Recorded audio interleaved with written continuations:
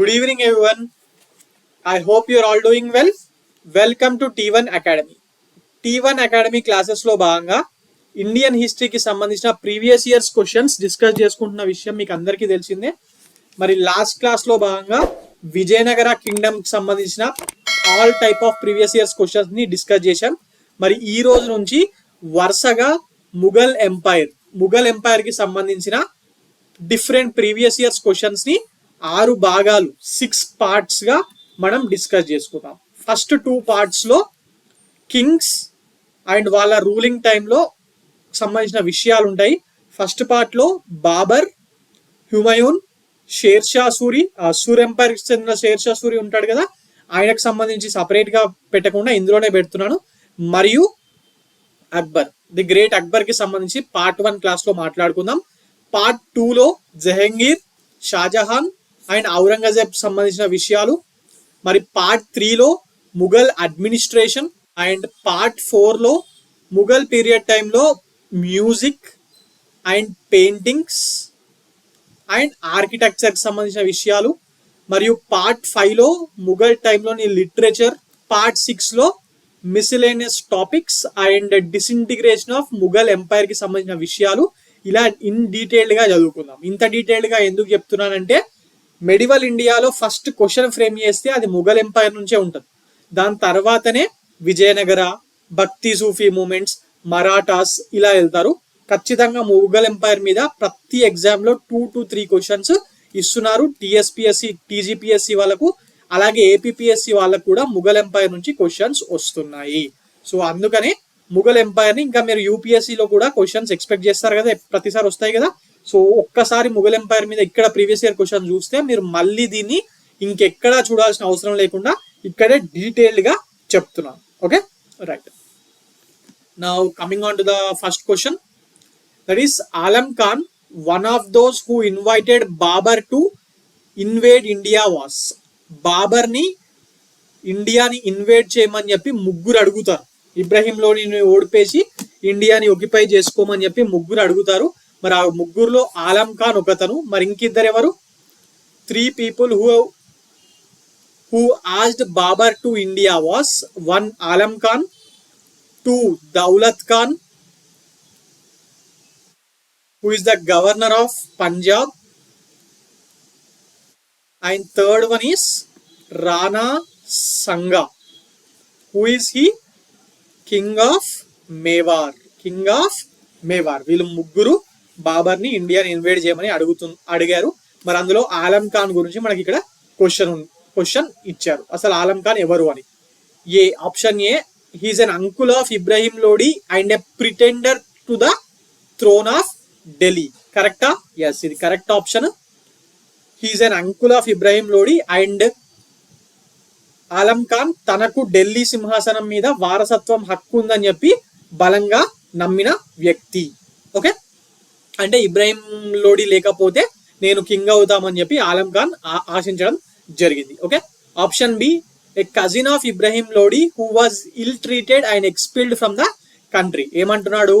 ఆలం ఖాన్ అనే వ్యక్తి ఇబ్రహీం లోడి యొక్క కజిన్ మరియు ఇతన్ని దేశ బహిష్కరణ చేశారు అని చెప్పి చెప్పాడు ఆప్షన్ లో. మరి ఇది కరెక్టా?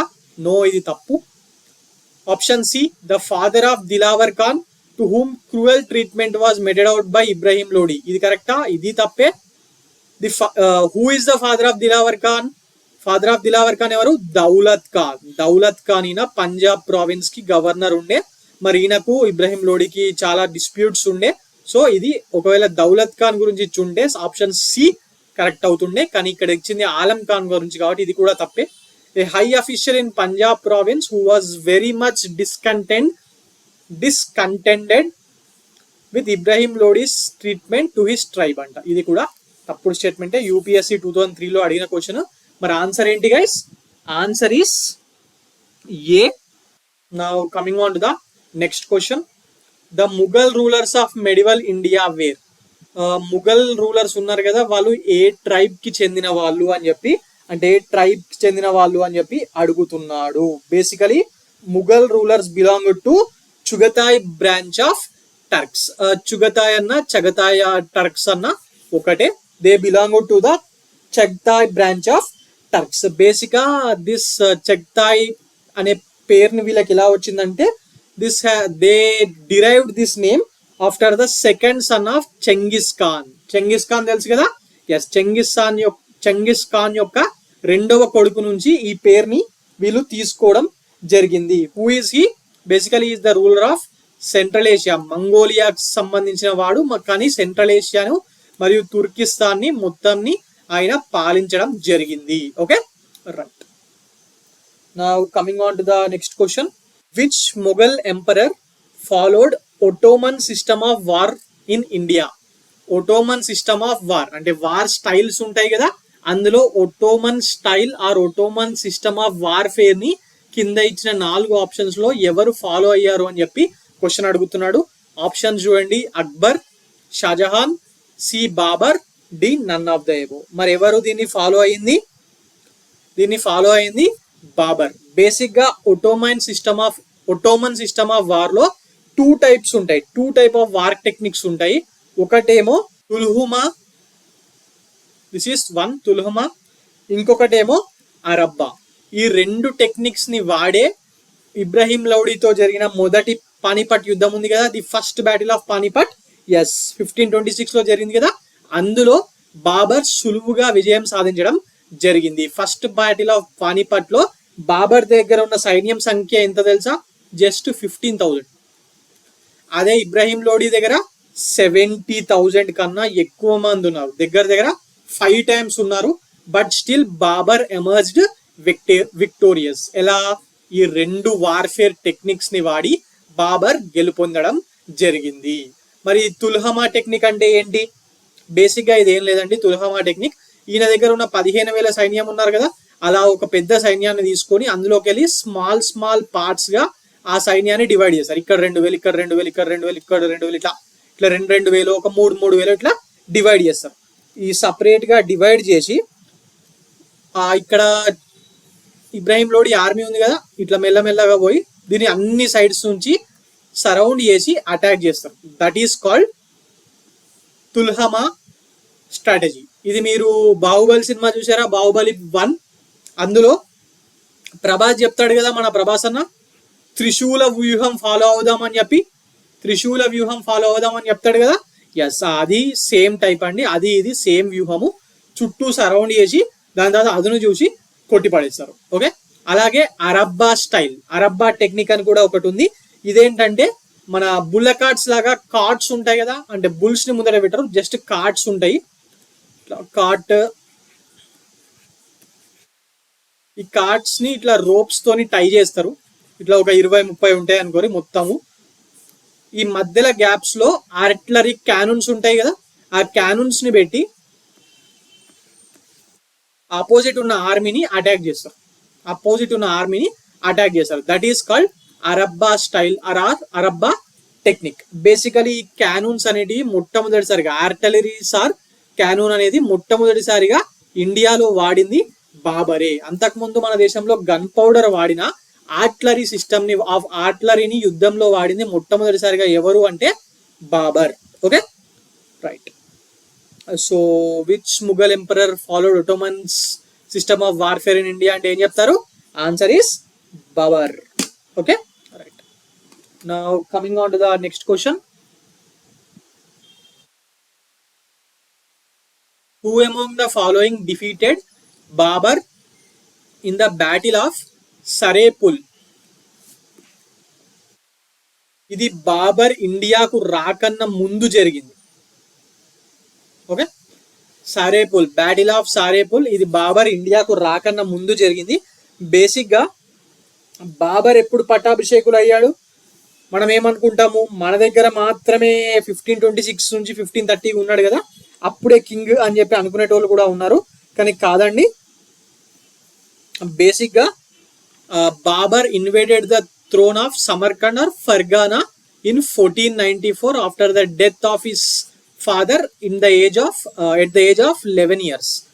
బాబర్ కి 11 సంవత్సరాల వయసు ఉన్నప్పుడే వాళ్ళ నాన్న చనిపోవడం వల్ల రాజ్యాధికారంలోకి రావడం జరిగింది. ఓకే, ఇక్కడ ఫర్గానాలో. ఓకే, మరి 1501లో 1501 లో ఈ సరేపూల్ అనే యుద్ధం జరిగింది. This was between Shaibani Khan and Babur.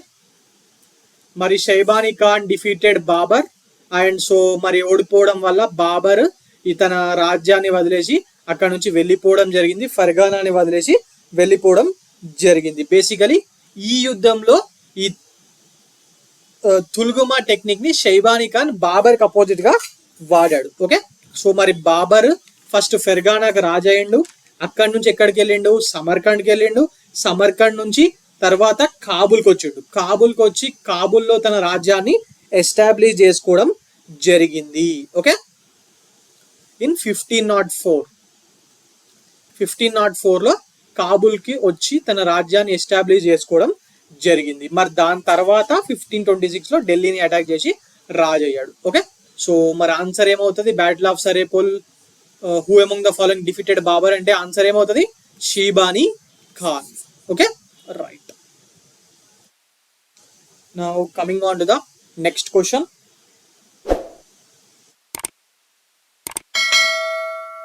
The main reason for Babar's victory in the Battle of Panipat was, options చూడండి, his horse riding force, his skilled warfare,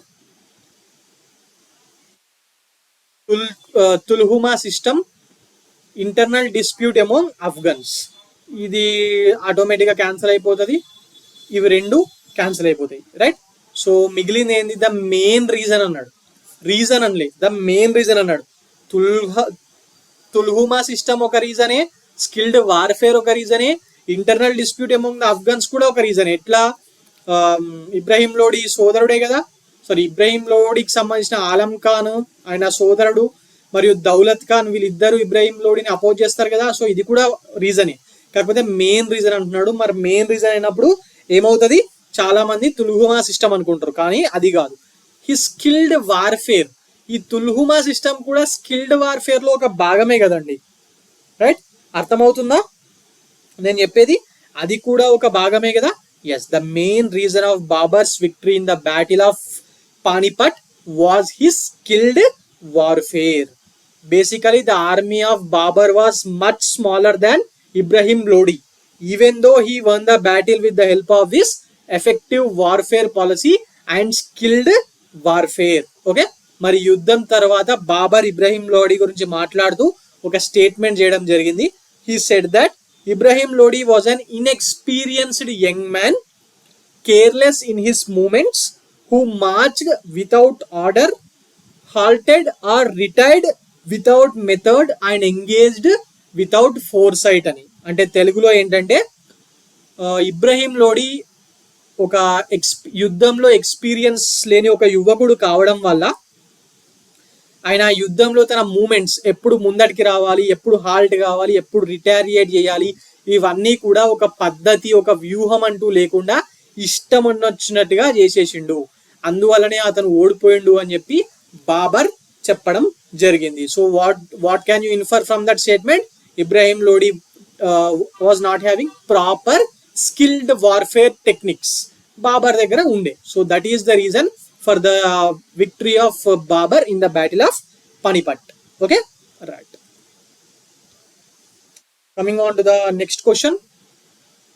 At which of the following battles was artillery used for the first time by one of the two armies?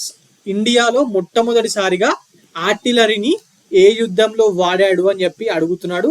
Options చూడండి. First battle of Panipat, battle of Kanva,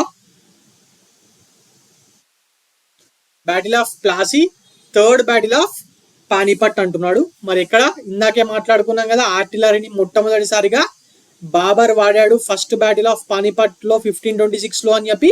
yes, so answer is first battle of Panipat. Artillery అంటే ఏం లేదండి, cannons. మన cannons అంటే ఒక ఇట్లుంటాయి, ఇట్లా గుట్టం ఉంటుంది, ఇందులో నుంచి ఇట్లా వచ్చి పడతాయి కదా. Yes, that is cannons. And this was used for the first time in the battle of Panipat. Okay, right. Akbar ఇండియాకి రాకముందు బయట వాడిండు, కానీ ఇది ఇక్కడ ఇండియాలో అని చెప్పి అడుగుతున్నాడు క్వశ్చన్ లో. Okay right.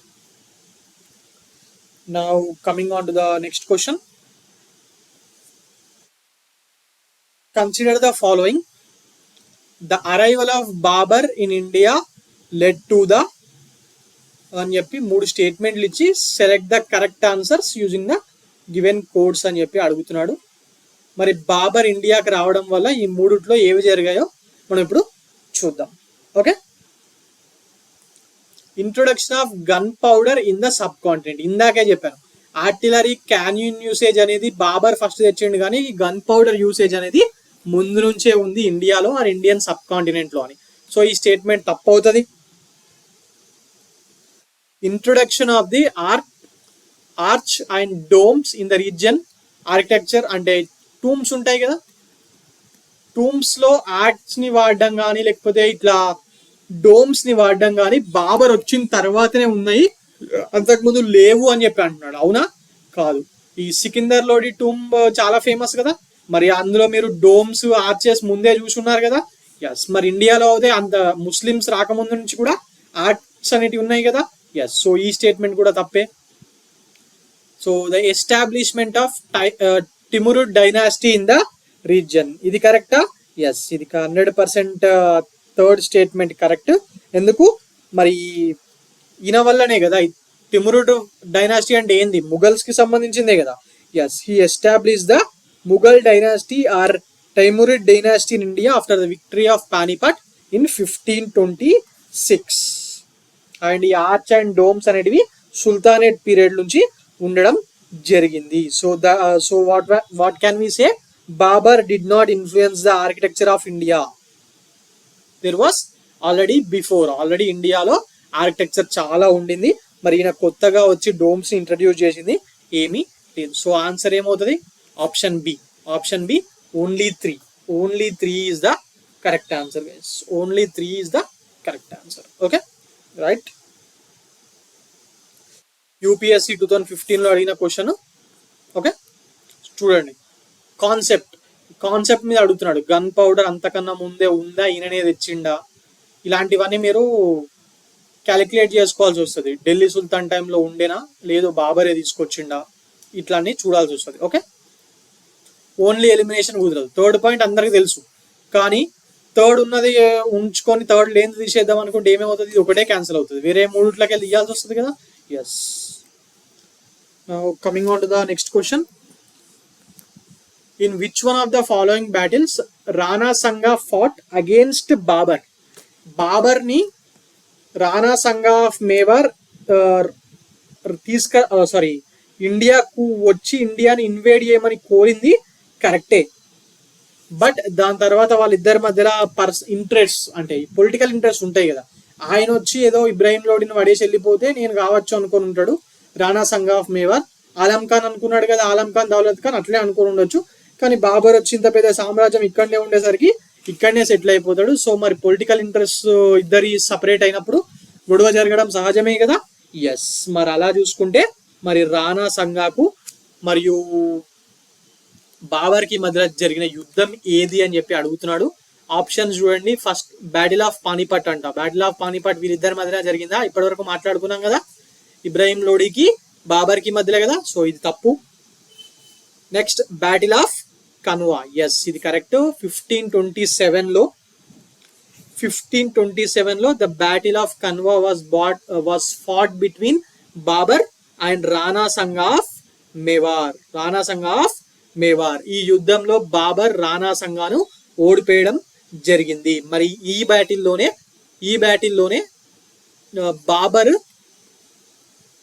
బాబర్ జిహాద్ ని డిక్లేర్ చేయడం జరిగింది. ఓకే, అంటే రెండు, ఒకతనేమో ముస్లిం రూలర్, ఇంకొకరేమో హిందూ రూలర్ కదా. ఎస్. సో మరి after winning the battle of Khanwa against Rana Sanga, మరి Babur took the title of Ghazi. First Babur యొక్క టైటిల్ మీర్జా అండి.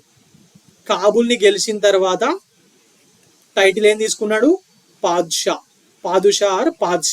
ఇప్పుడు బ్యాటిల్ ఆఫ్ కన్వాలో రాణా సంగాని గెలిచిన తర్వాత గాజీ అనే టైటిల్ ని కూడా తీసుకోవడం జరిగింది. మొత్తంగా బాబర్ ఇండియాలో ఎన్ని యుద్ధాలు చేశాడు? 4 యుద్ధాలు మాత్రమే చేశాడు.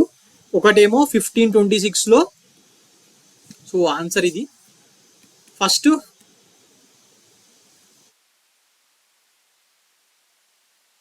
First battle of Panipat.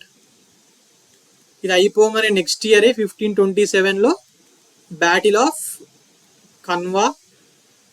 మరి దాని తర్వాత 1528 లో బ్యాటిల్ ఆఫ్ చండేరి.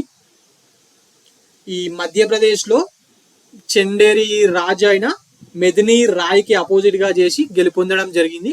మరి చివరి యుద్ధం 1529 లో battle of Ghogra or Ghagra. Bengal sultan Nusrat షాకి అపోజిట్ గా చేయడం జరిగింది. ఓకే, సో మరి 1530లో Babur died on his way to Kabul. Kabul కి ఆయన సామ్రాజ్యం ఆల్రెడీ అక్కడ కూడా ఉంది కదా, ఎస్, దానికి వెళ్దామని చెప్పి బయలుదేరుతుంటే ఆన్ ద వేలో చనిపోతాడు. మరి దాని తర్వాత కాబూల్లోనే బాబర్ టామ్ ని కాబూల్లోనే పెట్టడం జరిగింది. Okay, right. ఇది యూపీఎస్సీ క్వశ్చన్ ఏంటండి, సిడిఎస్ లో అడిగారు, యూపీఎస్సీ సిడిఎస్ లో. Okay, right. Now coming on to the next question. Which Hindu state has been mentioned by Babur in his Babarnama? Babarnama, Babur యొక్క autobiography which was written in Turkish. Turkish language లో బాబర్ తన ఆటోబయోగ్రఫీని రాశాడు. Name is Baburnama. మరి ఇందులో ఈయన 2 హిందూ రాజ్యాల గురించి మెన్షన్ చేసిండు. ఒకటేమో మేవార్ స్టేట్ రాణా సంగాతో, ఇంకోటేమో విజయనగర కింగ్డమ్ ఉంది కదా, విజయనగర సామ్రాజ్యం. ఎస్, మరి బాబర్ కి సమకాలికుడైన విజయనగర రాజవాడు ఎవరు? మన ఎస్కేడి, దట్ ఈస్ మన శ్రీకృష్ణ దేవరాయల వారు. Okay, right. సో వీళ్ళిద్దరి గురించి ఆయన పుస్తకంలో మెన్షన్ చేయడం జరిగింది. ఓకే, విజయనగర సామ్రాజ్యపు రాజైన శ్రీకృష్ణ దేవరాయల గురించి చాలా గొప్పగా రాశాడు బాబర్. ఆయన బాబర్ నామాలో he said that Srikrishna Devaraya was a very great administrator and a person of many military victories.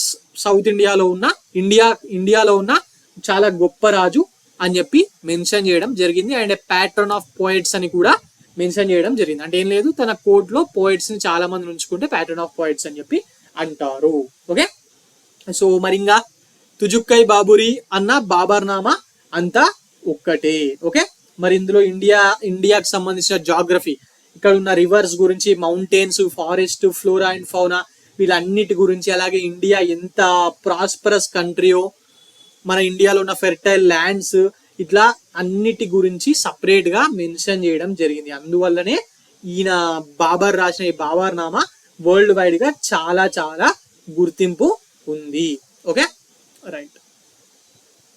మరి దీన్ని పర్షియన్ లోకి, బాబర్నామా తుజుక్కై బాబూరుని పర్షియన్ లోకి ట్రాన్స్లేట్ చేశారు. ఎవరు? అబ్దుర్ రహీం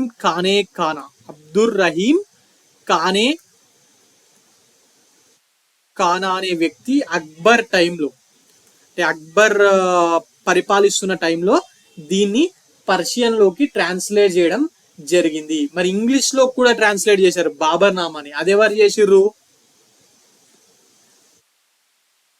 అన్నట్టే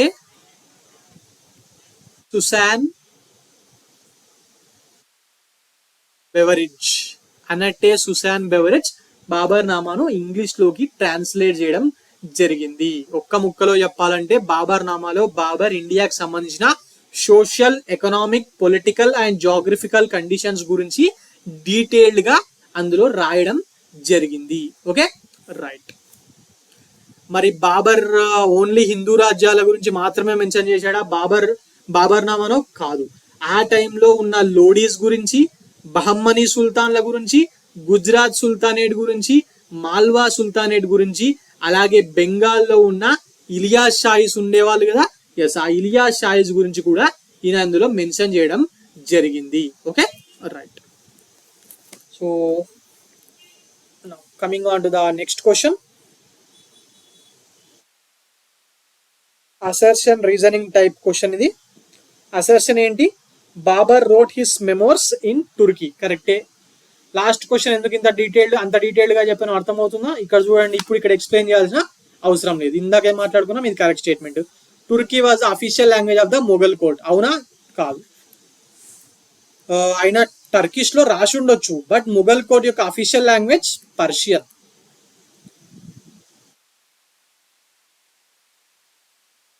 సో మరి రీజన్ తప్పు కాబట్టి ఆన్సర్ ఏమవుతుంది? A is true but R is false. UPSC 1993లో అడిగిన క్వశ్చన్, వెరీ ఇంపార్టెంట్. తర్వాత కూడా చాలా పబ్లిక్ సర్వీస్ కమిషన్స్ లో రిపీట్ అయింది. ఈ అసర్షన్ రీజనింగ్ అనేది 1993లో కూడా ఇచ్చారు ఇలాంటి క్వశ్చన్స్, ఒకసారి చూడండి. సో దాని తర్వాత కూడా మళ్ళీ చాలాసార్లు రిపీట్ అయి ఉండొచ్చు కదా. Yes. Now coming on to the next question. Which of the following two rulers fought the battle near Kannauj on 17th May 1540?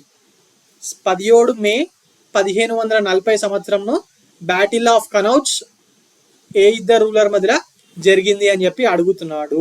ఎవరిద్దరి మధ్య జరిగింది మరి battle of Kannauj? Battle of Kannauj అంటారు, లేకపోతే దీన్ని బ్యాటిల్ ఆఫ్ బిల్గ్రామ్ అని చెప్పి కూడా పిలుస్తా ఉంటారు. Battle of Bilgram. ఓకే, మరి ఎవరిద్దరి మధ్యలో జరిగింది? ఆప్షన్ చూడండి, హుమాయూన్ అండ్ సుల్తాన్ మహమ్మద్ నుహానియా. కాదు. షేర్షా అండ్ హుమాయూనా? ఎస్, ఇది కరెక్ట్. షేర్షా అండ్ హుమాయూన్ మధ్యలో ఈ యుద్ధం జరిగింది. In this battle Sher Shah defeated Humayun. Okay, Sher Shah Humayun ని ఓడిపోయడం జరిగింది. మరి దాని తర్వాత ఇంకో యుద్ధం కూడా జరిగింది వీళ్ళిద్దరి మధ్యలో. అప్పుడు కూడా షేర్షా హుమాయూన్ ని ఓడిపోయడం జరిగింది. ఓకే, మొత్తంగా షేర్షాకు మరియు హుమాయూన్ కి మధ్య 3 యుద్ధాలు జరిగినాయి. మొట్టమొదటిదేమో బ్యాటిల్ ఆఫ్ చునార్. ఇది 1538లో జరిగింది. First the battle of Chunar 1538లో జరిగింది. ఇందులో షేర్షా సూరి ఓడిపోతాడు, హుమాయూన్ గెలుస్తాడు. బట్ హుమాయూన్ క్షమించి వదిలేస్తాడు షేర్షాని. బతికినవు పూరా, వదిలేస్తున్నా అన్నట్టు వదిలేస్తాడు. బట్ ఇక్కడ నుంచి ఈ యుద్ధం నుంచి గుణపాఠాలు నేర్చుకున్న షేర్షా మళ్ళీ రిటర్న్ వచ్చి నెక్స్ట్ ఇంకో యుద్ధం చేస్తాడు. That is battle of Chausa.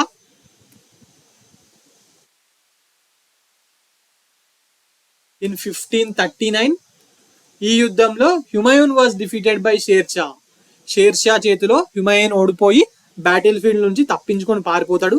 మరి తర్వాత జరిగిన యుద్ధం battle of Kannauj or battle of Bilgram. ఇది 1540లో జరిగింది. మరి మొత్తము తన సామ్రాజ్యాన్ని కోల్పోయి హుమాయూన్ ఇండియా నుంచి బయటకు వెళ్ళిపోయి 15 years పాటు ఒక వాండరర్ గా అటు ఇటు రాజ్యాలెంబట తిరుగుతూ ఉంటాడు 15 ఏళ్ల పాటు. 1540 నుంచి 1555 మధ్యలో 15 ఏళ్ల పాటు హుమాయూన్ తన రాజ్యాన్ని వదిలేసి ఒక రకంగా ముఘల్ ఎంపైర్ అయిపోయింది అనుకొని ఉంటారు అప్పట్లో 1555 వరకు. బట్ 1555లో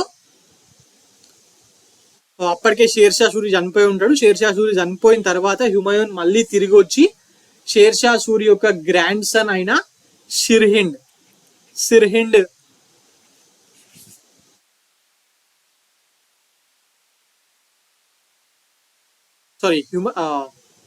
హుమాయూన్ యొక్క గ్రాండ్ సన్ అయిన సికిందర్ సూర్ని బ్యాటిల్ ఆఫ్ సిర్హిండ్ లో 1555లో ఓడిపేసి తన కోల్పోయిన రాజ్యాన్ని మళ్ళీ చేజెక్కించుకుంటాడు.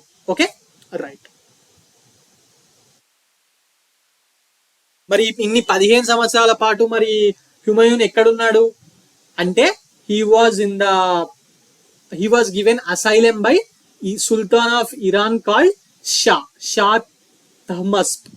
ఓకే, ఇరాన్ కింగ్ షా దగ్గర ఈయన ఉండడం జరుగుతుంది. మరి అందువల్ల ఒకసారి ఆయన సామ్రాజ్యం వచ్చిన తర్వాత హుమాయూన్ అన్ని సంవత్సరాలు ఆయనకు అసైలం ఇచ్చినందుకు కాందహార్ ని ఇరాన్ కింగ్ కి ఇచ్చేస్తాడు. Okay, right. Now coming on to the next question. Which improvements among these done by share Shah Suri? Share Shah Suri అంటే ఆయన పొలిటికల్ ఆయన గెలిచిన బ్యాటిల్స్ కన్నా ఆయన ఉన్న రాజ్యంలో చేసిన రిఫార్మ్సే చాలా ఎక్కువ ఫేమస్ అండి.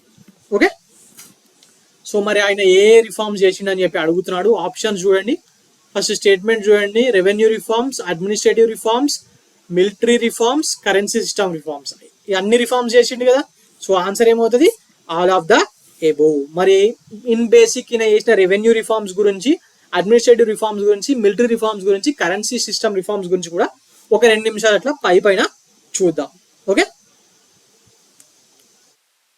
Share Shah Suri believed that for the stability of the umpire it is essential to satisfy the peasants and make them happy. అసలు మన రాజ్యం అనేది సస్టైనబుల్ గా అట్లనే ఉండాలంటే ముందుగా రాజ్యంలో ఉన్న రైతులు, ఫార్మర్స్ ఉన్నారు కదా, వాళ్ళని హ్యాపీగా ఉంచాలా, వాళ్ళని సాటిస్ఫైడ్ గా హ్యాపీగా ఉంచాలి అని చెప్పి నేను నమ్మేవాడు.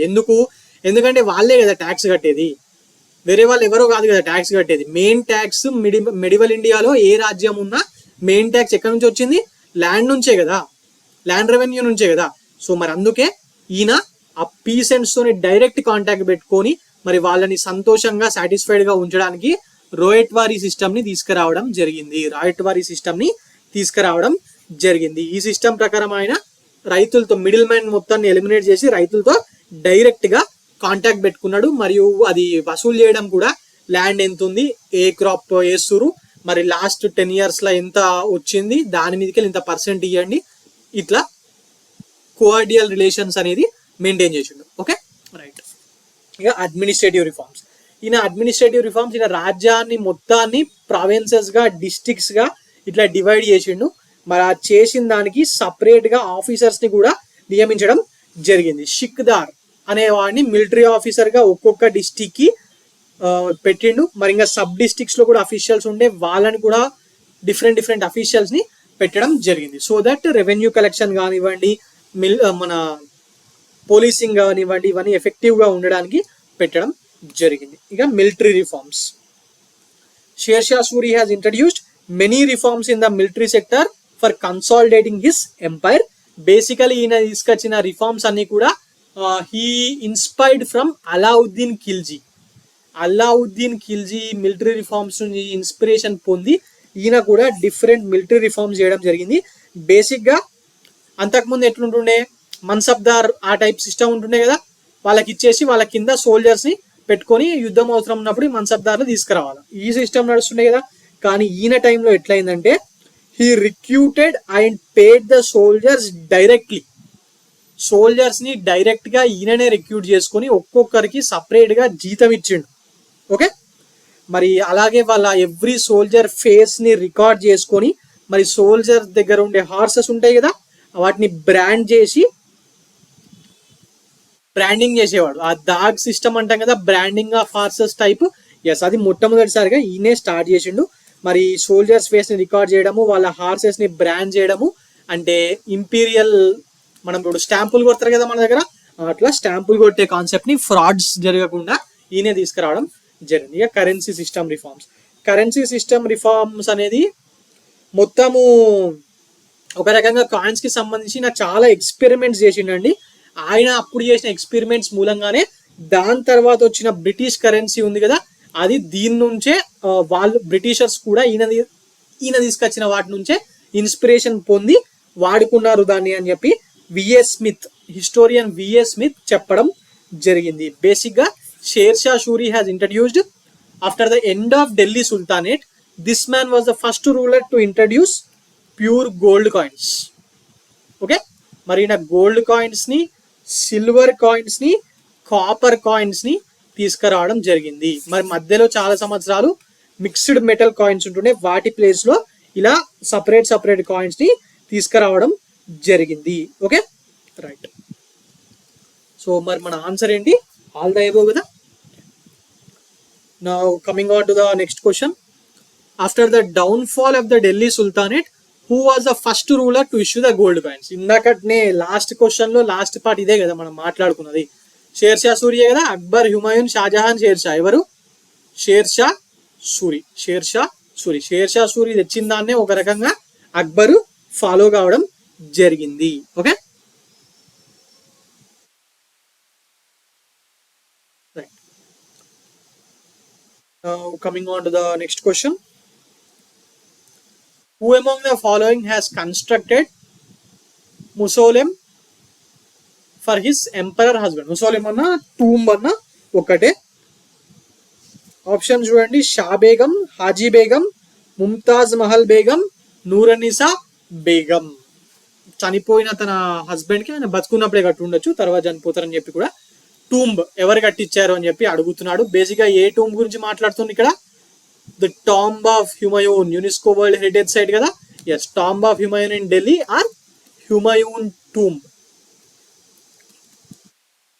ఆయన వైఫ్ అయిన Haji Begum,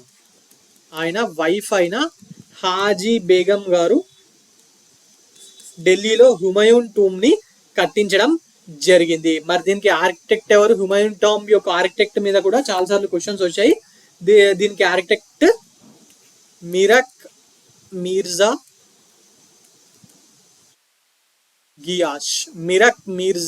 గియాస్. Basically is a Persian. And one more important thing ఏంటంటే, ముఘల్ ఆర్కిటెక్చర్ లో భాగంగా మొట్టమొదటిసారిగా this is the first double dome tomb. అంటే జనరల్ గా ఇట్లా టూంబ్ మీద ఒకటే డోమ్ ఉంటుంది అనుకుంటాం, రైట్, బేసిక్ గా. కాకపోతే డబుల్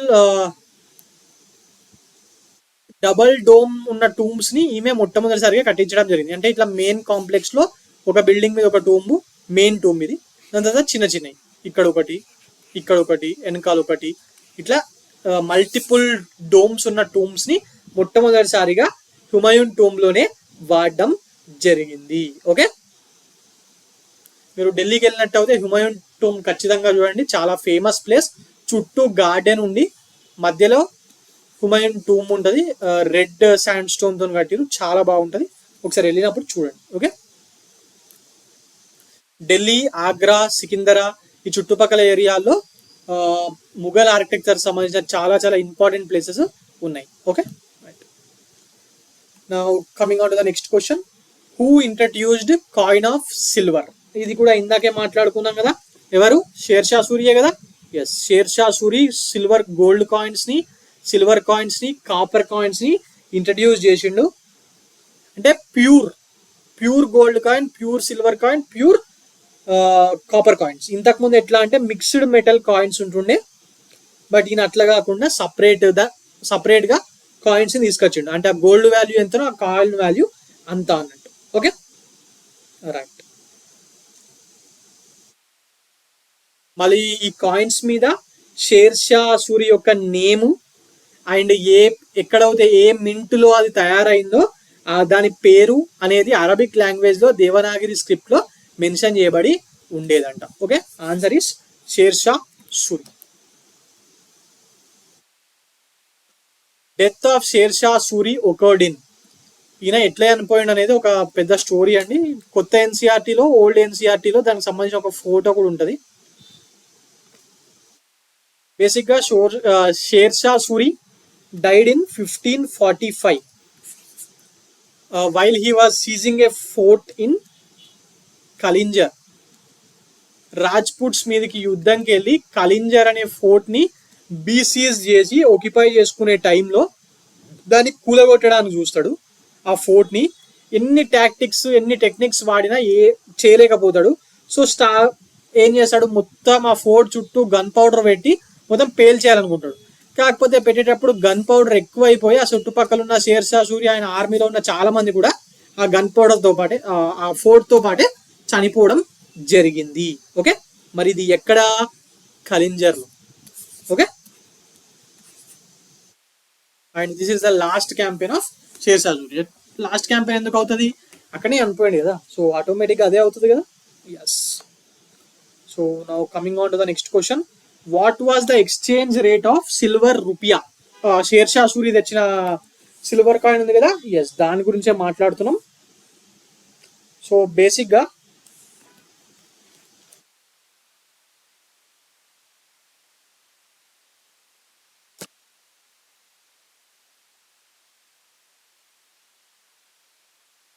ఈ సిల్వర్ కాయిన్ ని రూపియా అనేవాళ్ళు, కాపర్ కాయిన్ ఏమో దామ్ అనేవాళ్ళు. So 1 silver coin is equal to 64 దామ్స్. అంటే ఒక్క సిల్వర్ రూపియా ఇస్తే మీకు 64 కాపర్ దామ్స్ ఇచ్చే వాళ్ళు. సో ఆన్సర్ ఏమవుతుంది 64:1. Okay right. Coming on to the next question.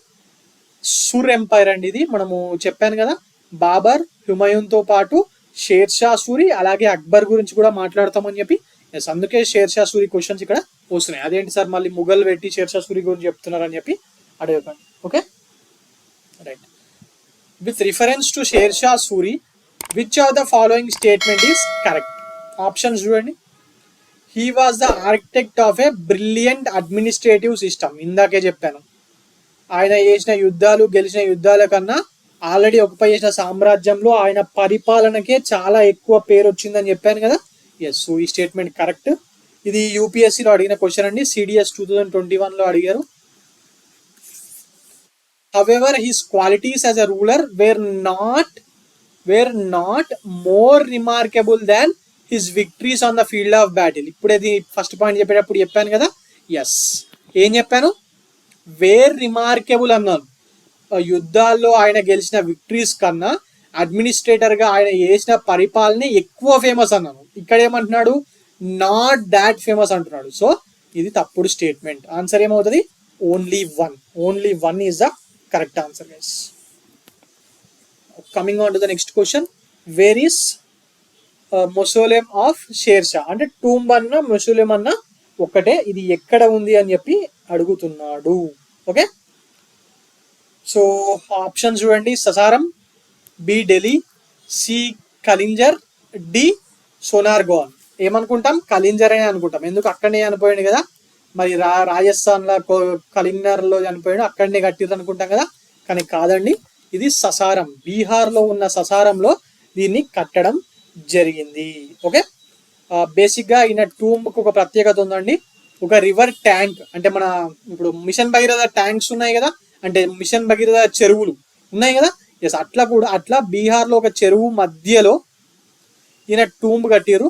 వెళ్ళడానికి సపరేట్ ఇట్లా రూట్ వేసారు. చుట్టూ 4 దిక్కులు చెరువే ఉంటుంది, దీని చుట్టూగా మధ్యలో టూంబ్ ఉంటుంది. చాలా బాగా కట్టిరు. ఆర్కిటెక్చర్ చాలా బాగుంటుందంట. సో ఒక ఢిల్లీని పాలించిన సూర్ ఎంపైర్ రాజు యొక్క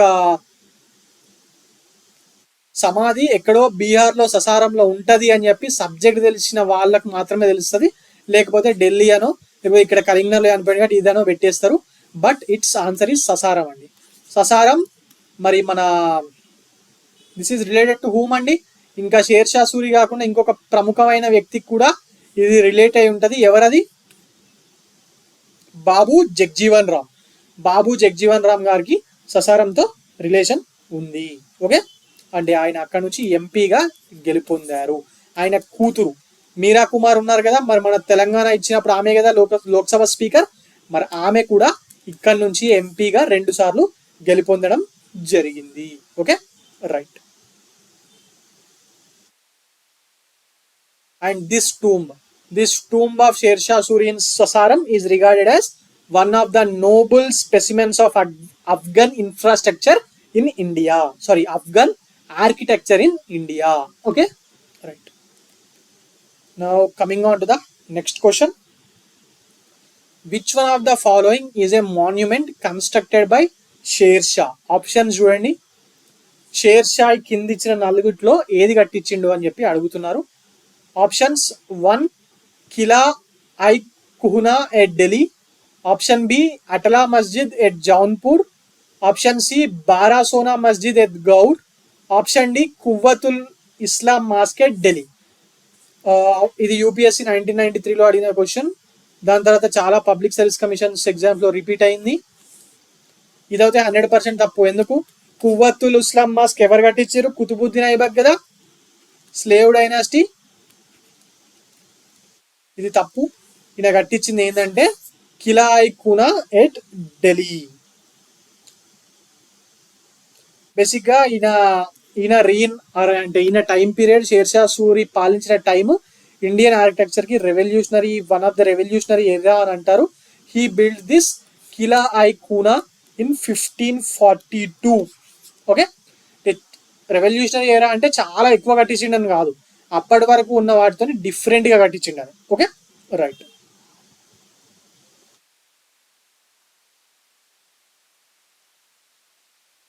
అండ్ ఈయన దీంతో పాటు పురాణా కిల్లా ఉంది కదా, ఎస్, దాన్ని కూడా ఆయన కట్టించడం జరిగింది. ఈయన స్టార్ట్ చేస్తాడు, మరి దాని తర్వాత వచ్చిన హ్యుమయూన్ ఉన్నాడు కదా, ఆయన కంప్లీట్ చేయడం జరుగుతుంది. ఓకే, మరి ఈ పురాణా కిల్లాలోనే కిలా-ఐ-ఖూనా కానివ్వండి, లేకపోతే షేర్ మండల్ అనే ఒక దాన్ని కానీ మాన్యుమెంట్, ఈ రెండుని ఈయన కట్టించడం జరిగింది. పురాణా కిల్లాని షేర్షా స్టార్ట్ చేసిండు, హ్యుమయూన్ కంప్లీట్ చేసిండు. మరి ఈయన స్టార్ట్ చేసినప్పుడు దాంట్లో భాగంగా కిలా-ఐ-ఖూనా అండ్ షేర్ మండల్ని ఈయన కట్టించడం జరిగింది. Okay, right.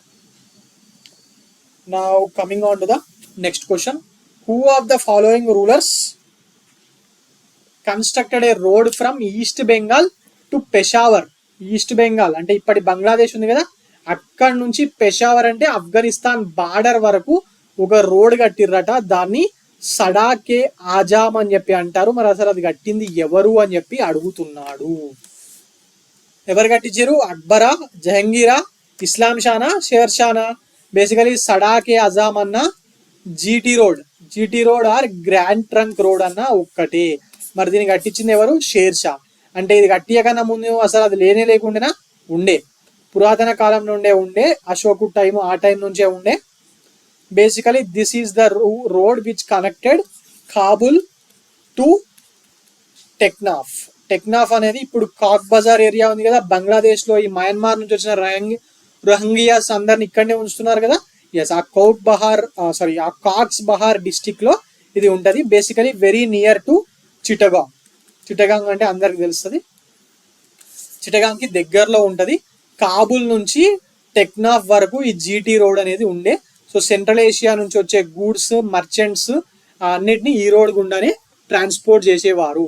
కాబుల్ నుంచి పెషావర్ నుంచి ముల్తాన్ నుంచి లాహోర్ టు అమృత్సర్ నుంచి ఢిల్లీ, ఇట్లా ఉత్తరప్రదేశ్, బీహార్, వెస్ట్ బెంగాల్, బంగ్లాదేశ్ వరకు ఆ రోడ్డు ఉంటుండే. మరి ఈయనున్నప్పుడు ఇది మేబీ పెషావర్ నుంచి ఈస్ట్ బెంగాల్ మధ్యలో ఉండే. Okay, right. పెషావర్ దాటి లేనట్టుంది, అంటే ఆయన సామ్రాజ్యం అక్కడి వరకే కదా, కాబుల్ ఈయన దగ్గర లేదు, అప్పుడు ఈయన రూలింగ్ లో లేదు. Okay, right.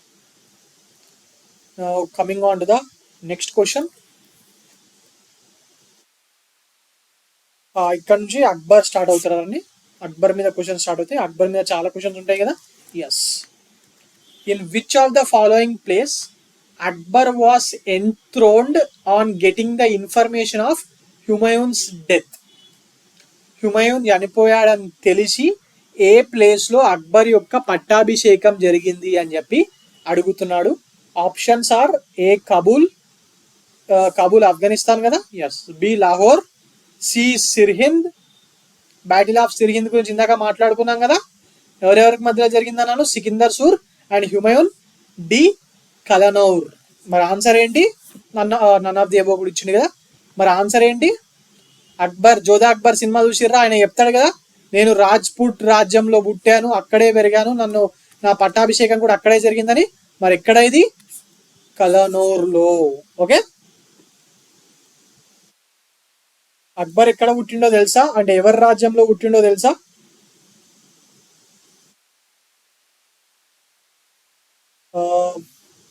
అమర్కోట్ లోని రాజా విరాసల్, అమర్కోట్ లోని రాజా వీర్సాల్ ప్యాలెస్ లో ఆయన ముట్టడం జరిగింది. మరి ఈయన కరోనేషన్ అనేది కలనౌర్, గుర్దాస్పూర్ సిటీ ఉంది కదా, ఇప్పుడు పంజాబ్ లో ఉన్న గుర్దాస్పూర్ సిటీ, దాని దగ్గర ఉన్న కలనౌర్ లో ఈయన పట్టాభిషేకం అనేది 1556 లో జరగడం జరిగింది. మరి అప్పటికి ఈయన మైనర్, 14 years కన్నా చిన్నగా ఉండే. మరి ఈయన ఏజ్కి వచ్చే వరకు బైరామ్ ఖాన్ అన్ని వ్యవహారాలు సరిదిద్దే వాడు. He was a pattern of Akbar. Okay, మరి తర్వాత అక్బర్ ఇతన్ని బైరామ్ ఖాన్ ని వాజిర్ గా నియమించి ఖానా అనే టైటిల్ ని ఇవ్వడం జరిగింది. Okay, right. Now coming on to the next question.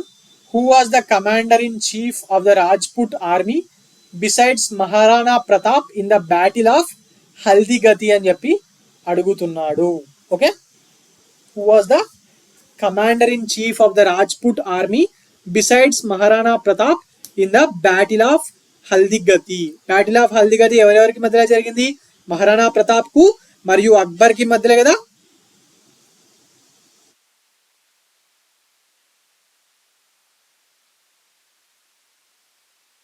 మరి అక్బర్ తరపున ఎవరు పాల్గొన్నారు యుద్ధంలో? మాన్సింగ్ కదా. ఎస్, మాన్సింగ్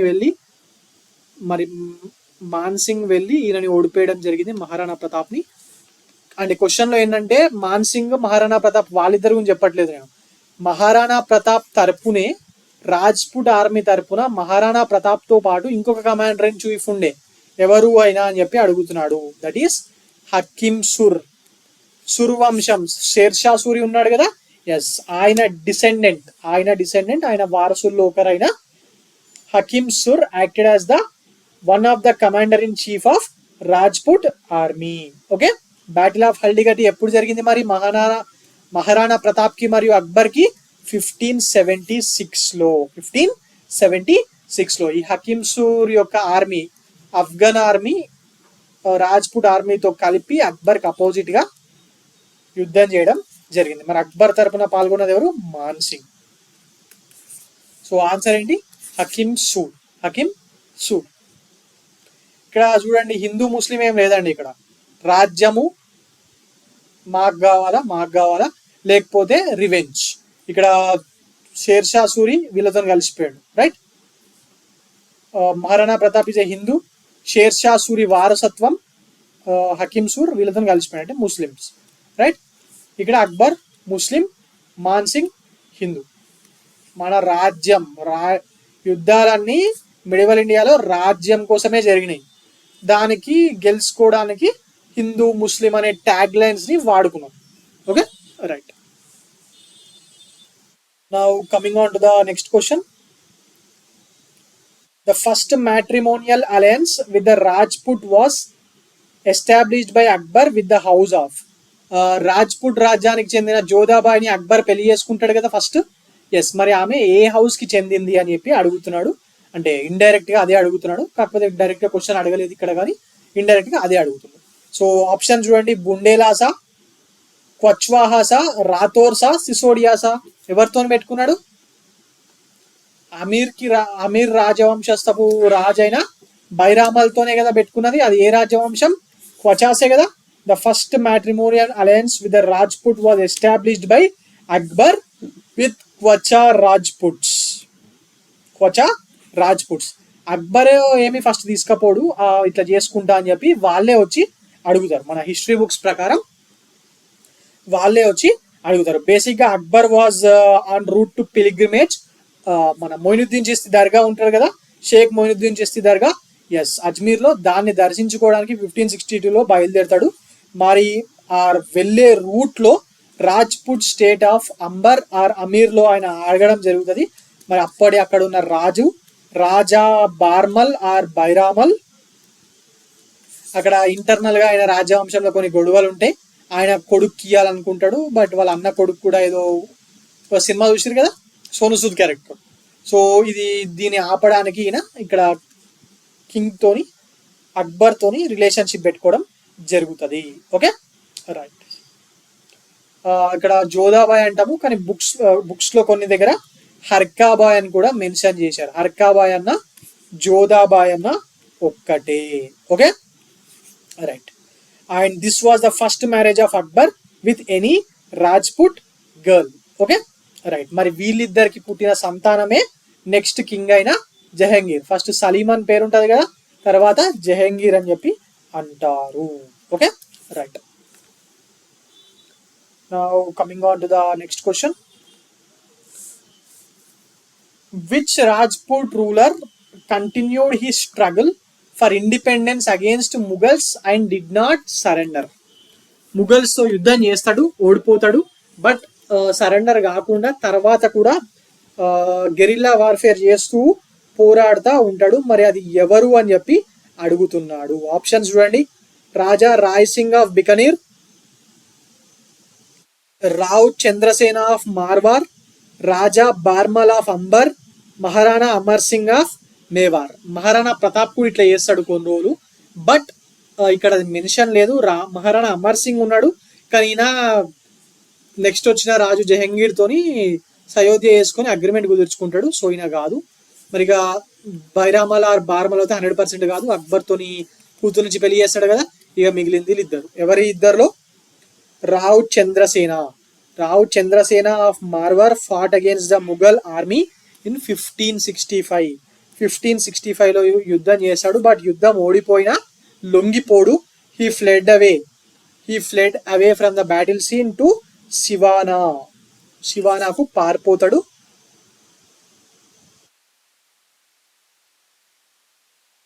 మళ్ళీ యుద్ధం జరుగుతుంది. మళ్ళీ అక్కడ కూడా సీజ్ చేయడానికి ట్రై చేస్తారు, బట్ అక్కడి నుంచి కూడా ఆయన పారిపోయి చుట్టుపక్కల ఉన్న హిల్స్ నుంచి గెరిల్లా వార్ఫేర్ చేయడం జరుగుతుంది. సిమిలర్ గా మహారాణా రాణా ప్రతాప్ కూడా ఇట్లానే చేస్తాడు. Maharana Pratap and Rao Chandrasena continued their struggle for independence against Mughals using guerrilla warfare tactics, but never surrendered in their life. Okay, right. So answer is Rav Chandrasena of Marwar. Now coming on to the next question. The dargah of which Chishti saint was visited by Akbar? ఇందాకనే మాట్లాడుకున్నాం కదా చాలా సార్లు, ఒక్కసారి కూడా కాదు 4 సార్లు వెళ్తాడు అనుకుంటా. షేక్ మొయినుద్దీన్ చిస్తీ దర్గా అజ్మీర్ లో ఉంది కదా, చాలా చాలా ఫేమస్. ఇండియాలో అన్నిటికన్నా ఫేమస్ దర్గా ఇది. హిందువులు ముస్లింలు అందరు వెళ్తుంటారు ఇప్పుడు, రైట్. సో ఆన్సర్ ఈ షేక్ మొయినుద్దీన్ చిస్తీ. 1192 లో ఇండియాకి వచ్చిండు. పృథ్వీరాజ్ చౌహాన్ కి మహమ్మద్ గజ్నీకి యుద్ధం జరిగినప్పుడు సూఫీజం ని ఇండియాకు మొట్టమొదటిసారిగా తీసుకొచ్చింది ఇతనే. Okay, and Akbar always supported this Chishti sect and he expressed his faith in Sufism. ఒక రకంగా దిన్ ఇలాహి అని చెప్పి తీసుకొస్తాడు కదా, దానికి ఈ సూఫిజం ఆదర్శం అని చెప్పి కూడా అంటారు. Okay, right. అండ్ అక్బర్ ఇది మాత్రమే కాకుండా మన సూఫీ షేక్ సలీం చిస్తీ ఉన్నాడు కదా, ఎస్, ఆయనను కూడా కలిసేవాడు. కానీ ఆయన దర్గాకి వెళ్ళే కాదు, ఆయన బతుకుంటాడు అప్పటికి. ఆయన ఆశీర్వాదంతోనే బిడ్డ పుట్టిండని చెప్పి కొడుక్కి సలీం అని చెప్పి పేరు కూడా పెట్టుకోవడం జరుగుతుంది. తర్వాత ఈయన చనిపోయిన తర్వాత ఆయన టూమ్ ని అక్బరే కట్టిస్తాడు, సలీం చిస్తీది. Okay, right. సిక్రీలో. Now coming on to the next question. Rani Durgavati who fought against Akbar was the queen of. Option చూడండి.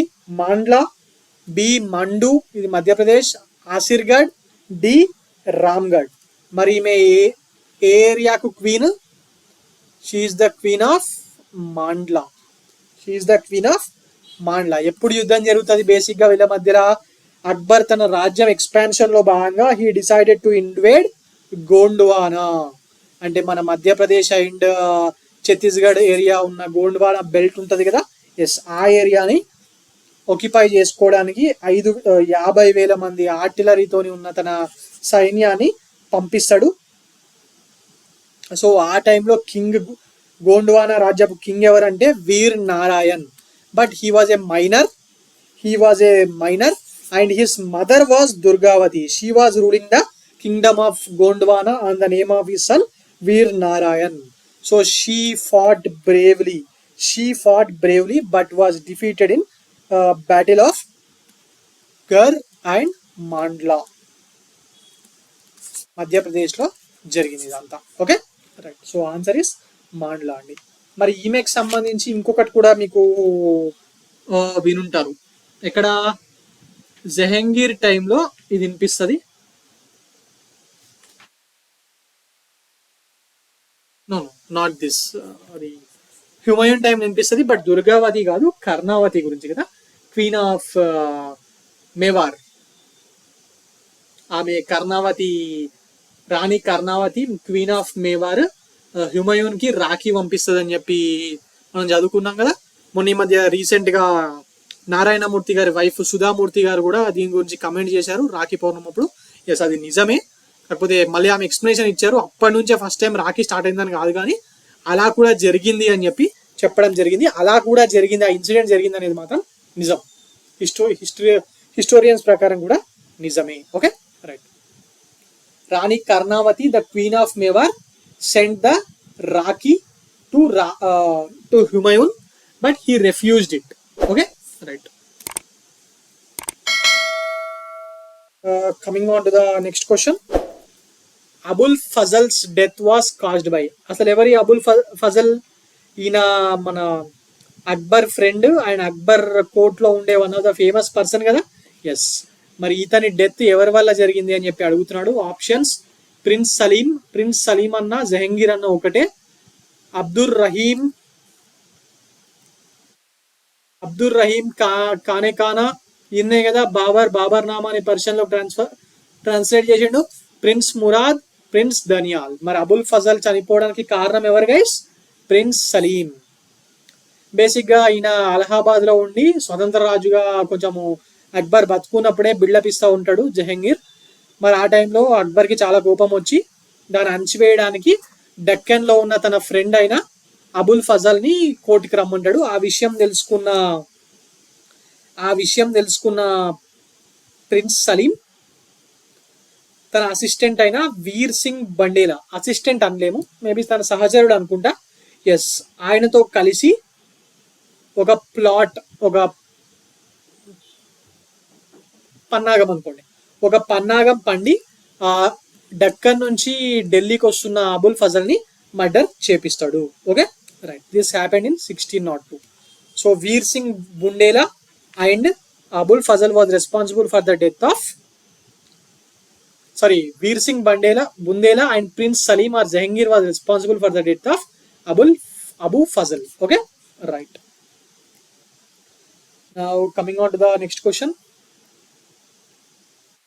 Who among the following emperors may be called an enlightened despot? Enlightened despot అని చెప్పి ఇందులో ఎవరిని అంటారు? బేసిక్గా ఎన్లైటెండ్ డెస్పాట్ అంటే ఏం లేదండి, అన్ని మతాల వాళ్ళని తన రాజ్యంలో ప్రజలందరినీ ఈక్వల్ గా, వాళ్ళ మతం ఏంది, వాళ్ళ కులం ఏంది ఇదంతా చూడకుండా ఈక్వల్ గా చూసే వాళ్ళని ఎన్లైటెండ్ డెస్పాట్ అని చెప్పి అంటారు. Examples: queen Elizabeth one of England, Frederick the great. వీళ్ళిద్దరిని ఎన్లైటెండ్ డెస్పాట్ అనేవాళ్ళు. మరి ఇండియాలో అలా ఎవరిని అనేవాళ్ళు అని చెప్పి క్వశ్చన్. బాబరా, హుమయూనా, అక్బరా, ఔరంగజేబా? ఆన్సర్ ఏంటి?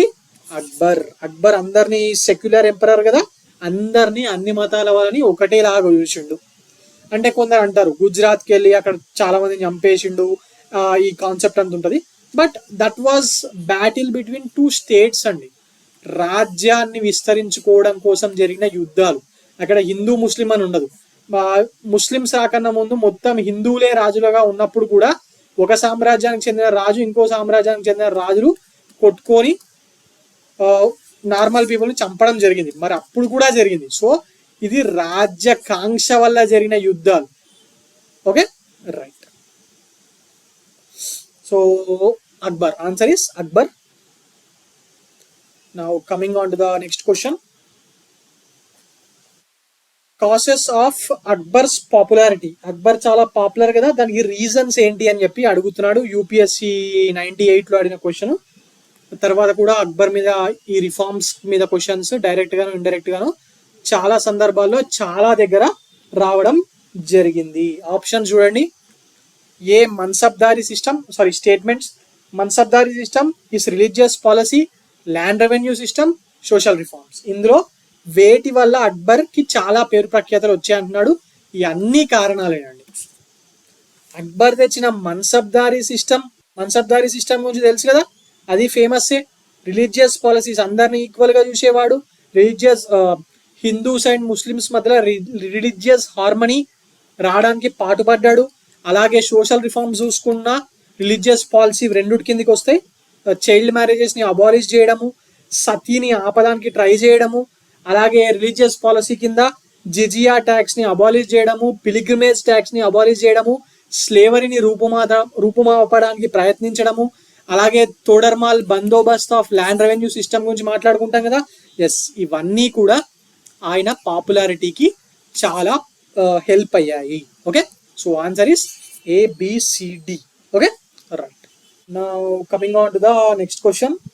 Coming on to the next question for today, that is, who among the following has ordered that a man should marry only one wife and could marry another only when the first wife was barren? అంటే దాని అర్థం ఏంటి guys?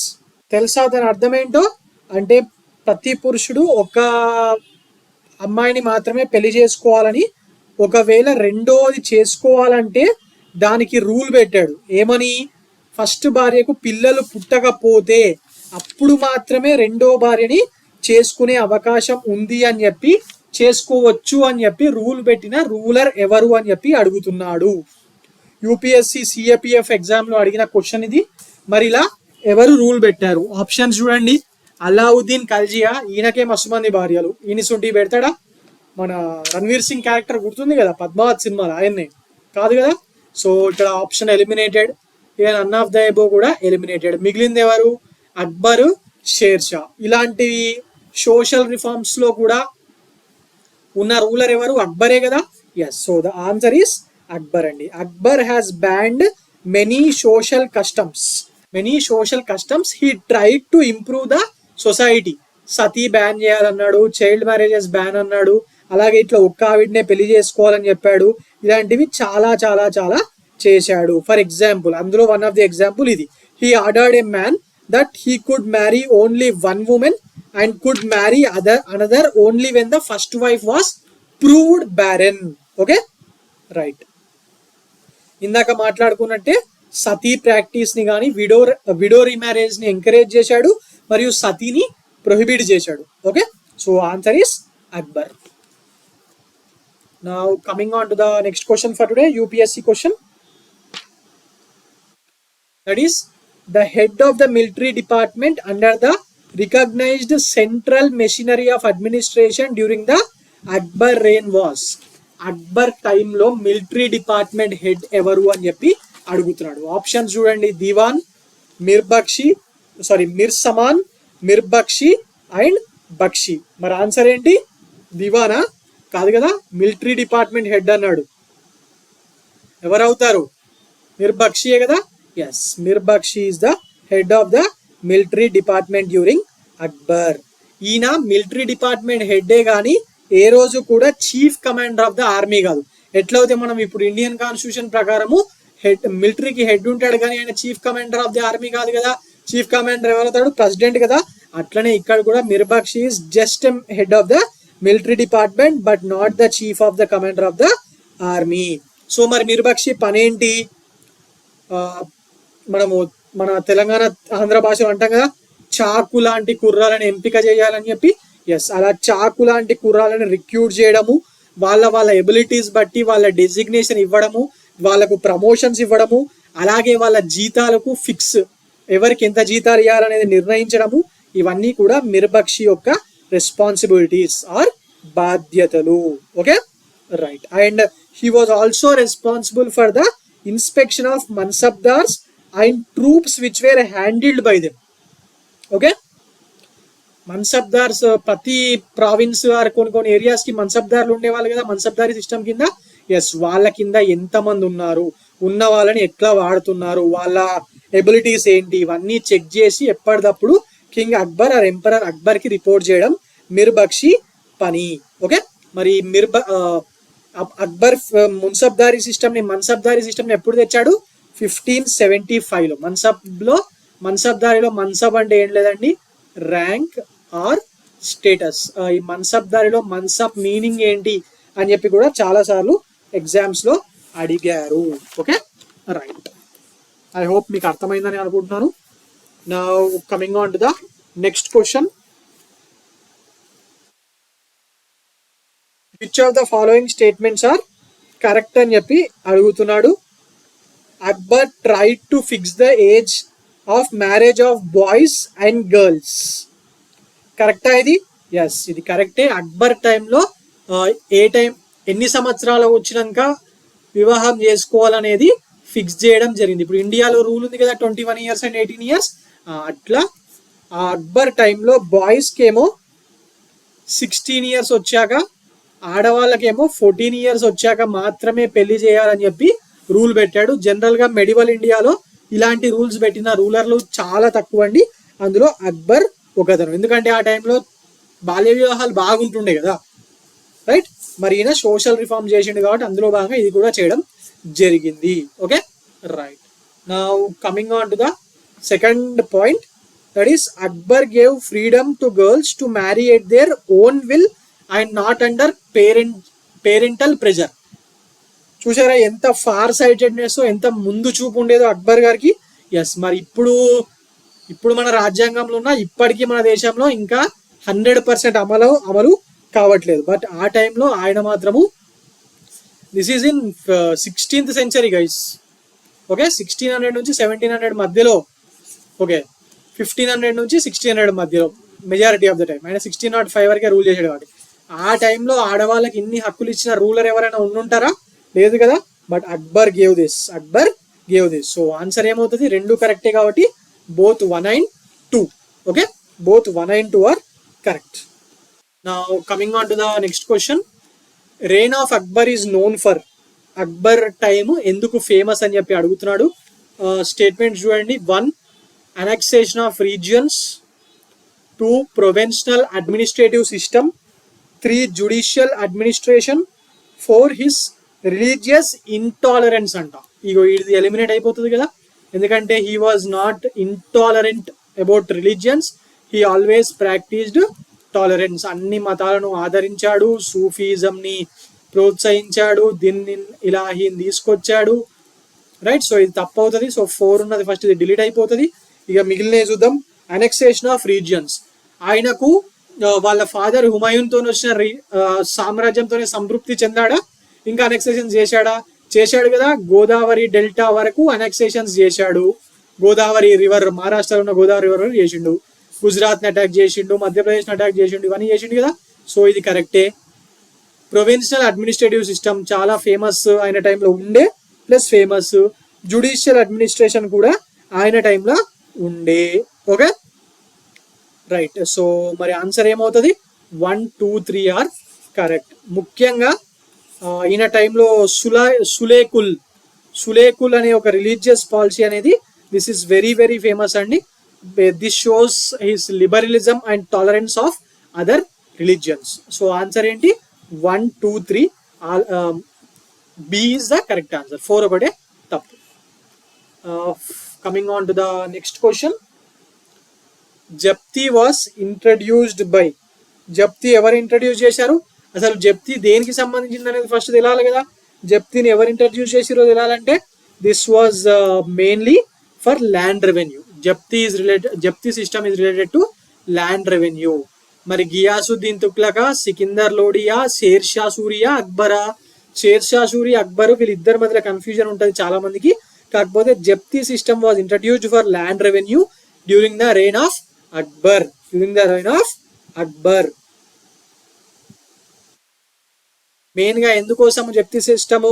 Land survey చేయడానికి and land రెవెన్యూని exact గా ఎంత తీసుకోవాలా government కి అర్థం కావడానికి జప్తి సిస్టమ్ ని తీసుకురావడం జరిగింది. అక్బర్ రాజ్యంలో most of the area had come under this జప్తి system.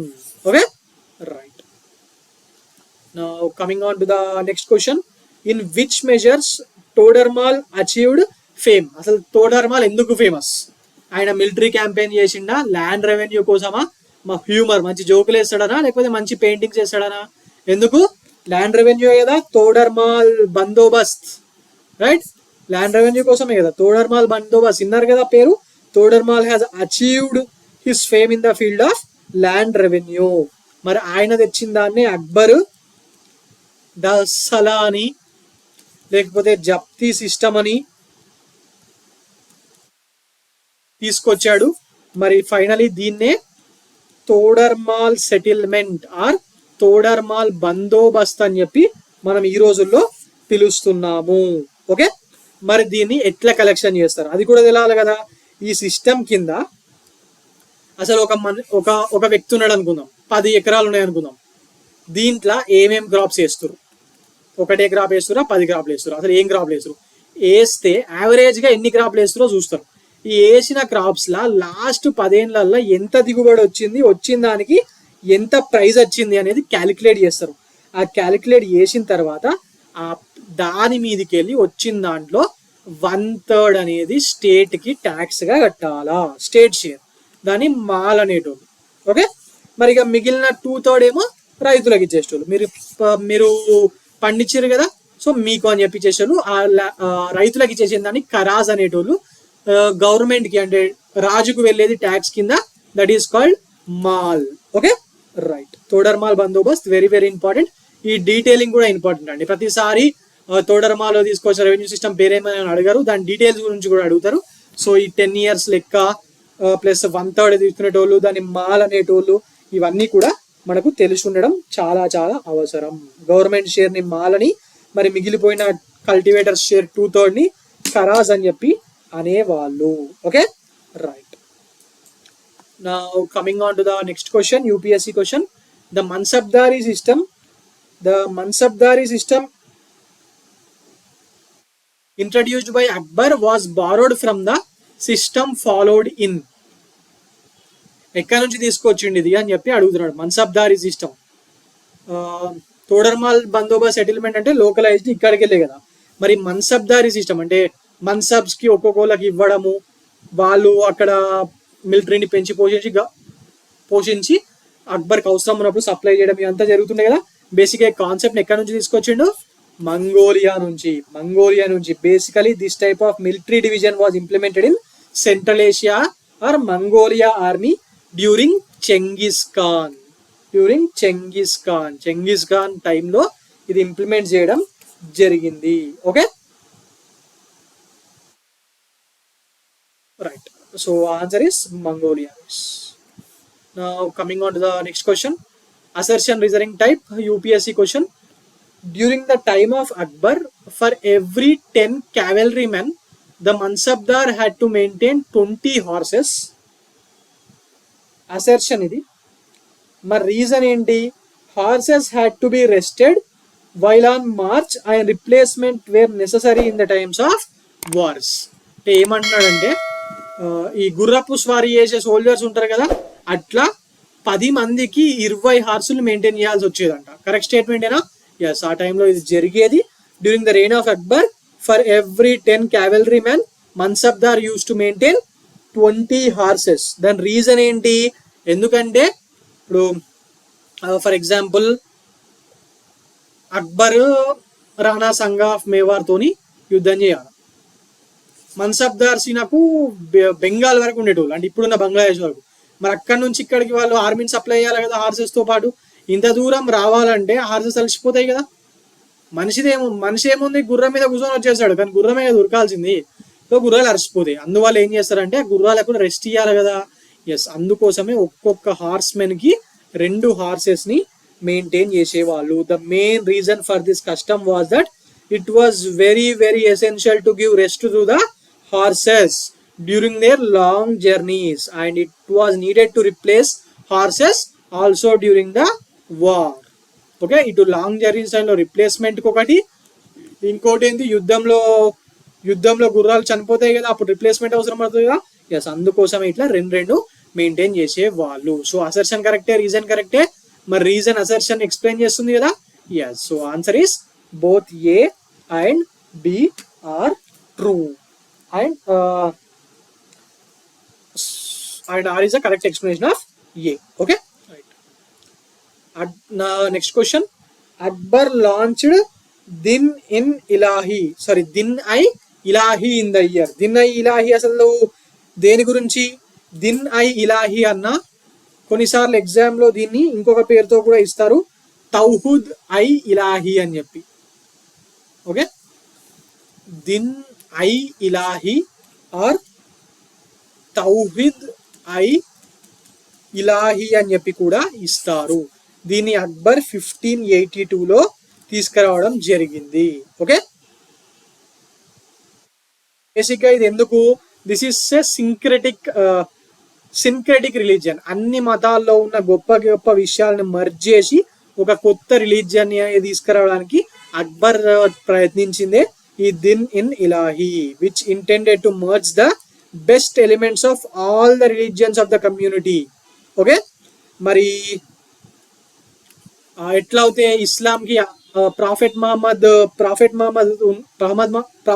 గారు ఉన్నారు, అట్లనే ఈ దిన్ ఇల్ ఇలాహికి ప్రాఫెట్ గా అబుల్ ఫజల్ ని నియమించడం జరిగింది. The prophet of this new sect was Abul Fazal.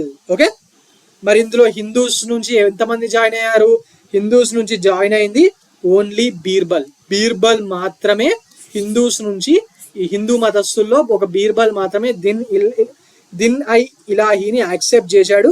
మరి ఇంకా ఈ హిందువులు అంటే రాజా బిరామల్ రాజ్పుట్స్ అక్బర్ కోర్టులో ఉన్నారు కదా, లైక్ మాన్ సింగ్ కానివ్వండి, రాజా భగవాన్ దాస్ కానివ్వండి, వాళ్ళు జాయిన్ అయ్యారా? లేదు, వాళ్ళు ముఖం మీద చెప్పేసిరంట, bluntly they have refused to join in Din i Ilahi. Okay, right. Akbar కూడా అన్ని మతాల్ని గౌరవిస్తాడు, అందరి వ్యక్తుల అభిప్రాయాల్ని గౌరవిస్తాడు, కాబట్టి నేను చెప్పిందే అయినరా, మిమ్మల్ని చంపేస్తున్నా అని ఇట్లేమనలే, ఓకే అని చెప్పి వదిలేసాడు. అదే ఔరంగజేబ్ అవుతే అని ఉండేటోడేమో. ఓకే, రైట్, మీ ఇష్టం అని చెప్పి వాళ్ళని ఏమనలేదు. Now coming on to the next question.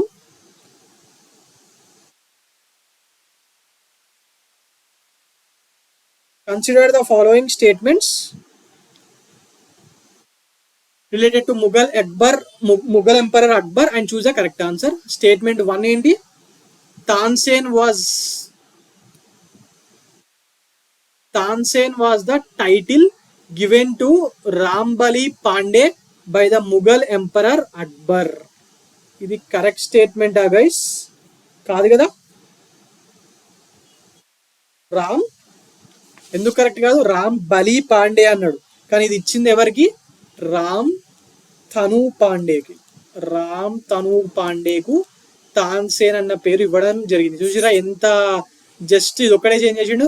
ఇలాంటివి అడుగుతున్నారు. మొన్న టీఎస్పీఎస్సీ గ్రూప్ 1లో ఎంఐఆర్వి టెక్నాలజీ గురించి ఇట్లా ఇచ్చిండు, జస్ట్ ఎంఐ ప్లేస్ లో ఎండిఆర్వి అని పెట్టేసిండు. చాలా మంది కన్ఫ్యూజ్ అయ్యి కరెక్ట్ అని పెట్టచ్చు. ఇంత షార్ట్ చేంజెస్ చేస్తుండు, సో మీకు తెలిసి ఉండాలి. Okay, right. Statement 1 is wrong guys, it is wrong. మరి Akbar was married with the sister of Raja Man Singh అంట, ఇది కరెక్టా? కాదు, అక్బర్ కాదు ఇక్కడ మ్యారేజ్ చేసుకున్నది, రాజా మాన్ సింగ్ చెల్లెల్ని చేసుకున్నది జహంగీర్. సో ఇది కూడా తప్పే. Jahangir was married to the sister of Raja Man Singh of Amer. Okay, statement 3 Abul Fazal was author of Ain-i Akbari, ఇది కరెక్టా? ఎస్, ఇది కరెక్టే కదా. Yes, Raja Todarmal was a commander in chief, ఇది 100% తప్పు కదా. రాజా తోడర్మల్ ఫైనాన్సెస్ సంబంధించిన విషయాల్లో మాత్రమే ఉంటాడు, ఎక్కడ కమాండర్ ఇన్ చీఫ్ ఇట్లా యుద్ధాలు చేసినట్టు చరిత్రలో లేదు. ఓకే, సో ఆన్సర్ ఏమవుతుంది? Only statement 3 is correct. Abul Fazal wrote Ain-i Akbari. Okay, right.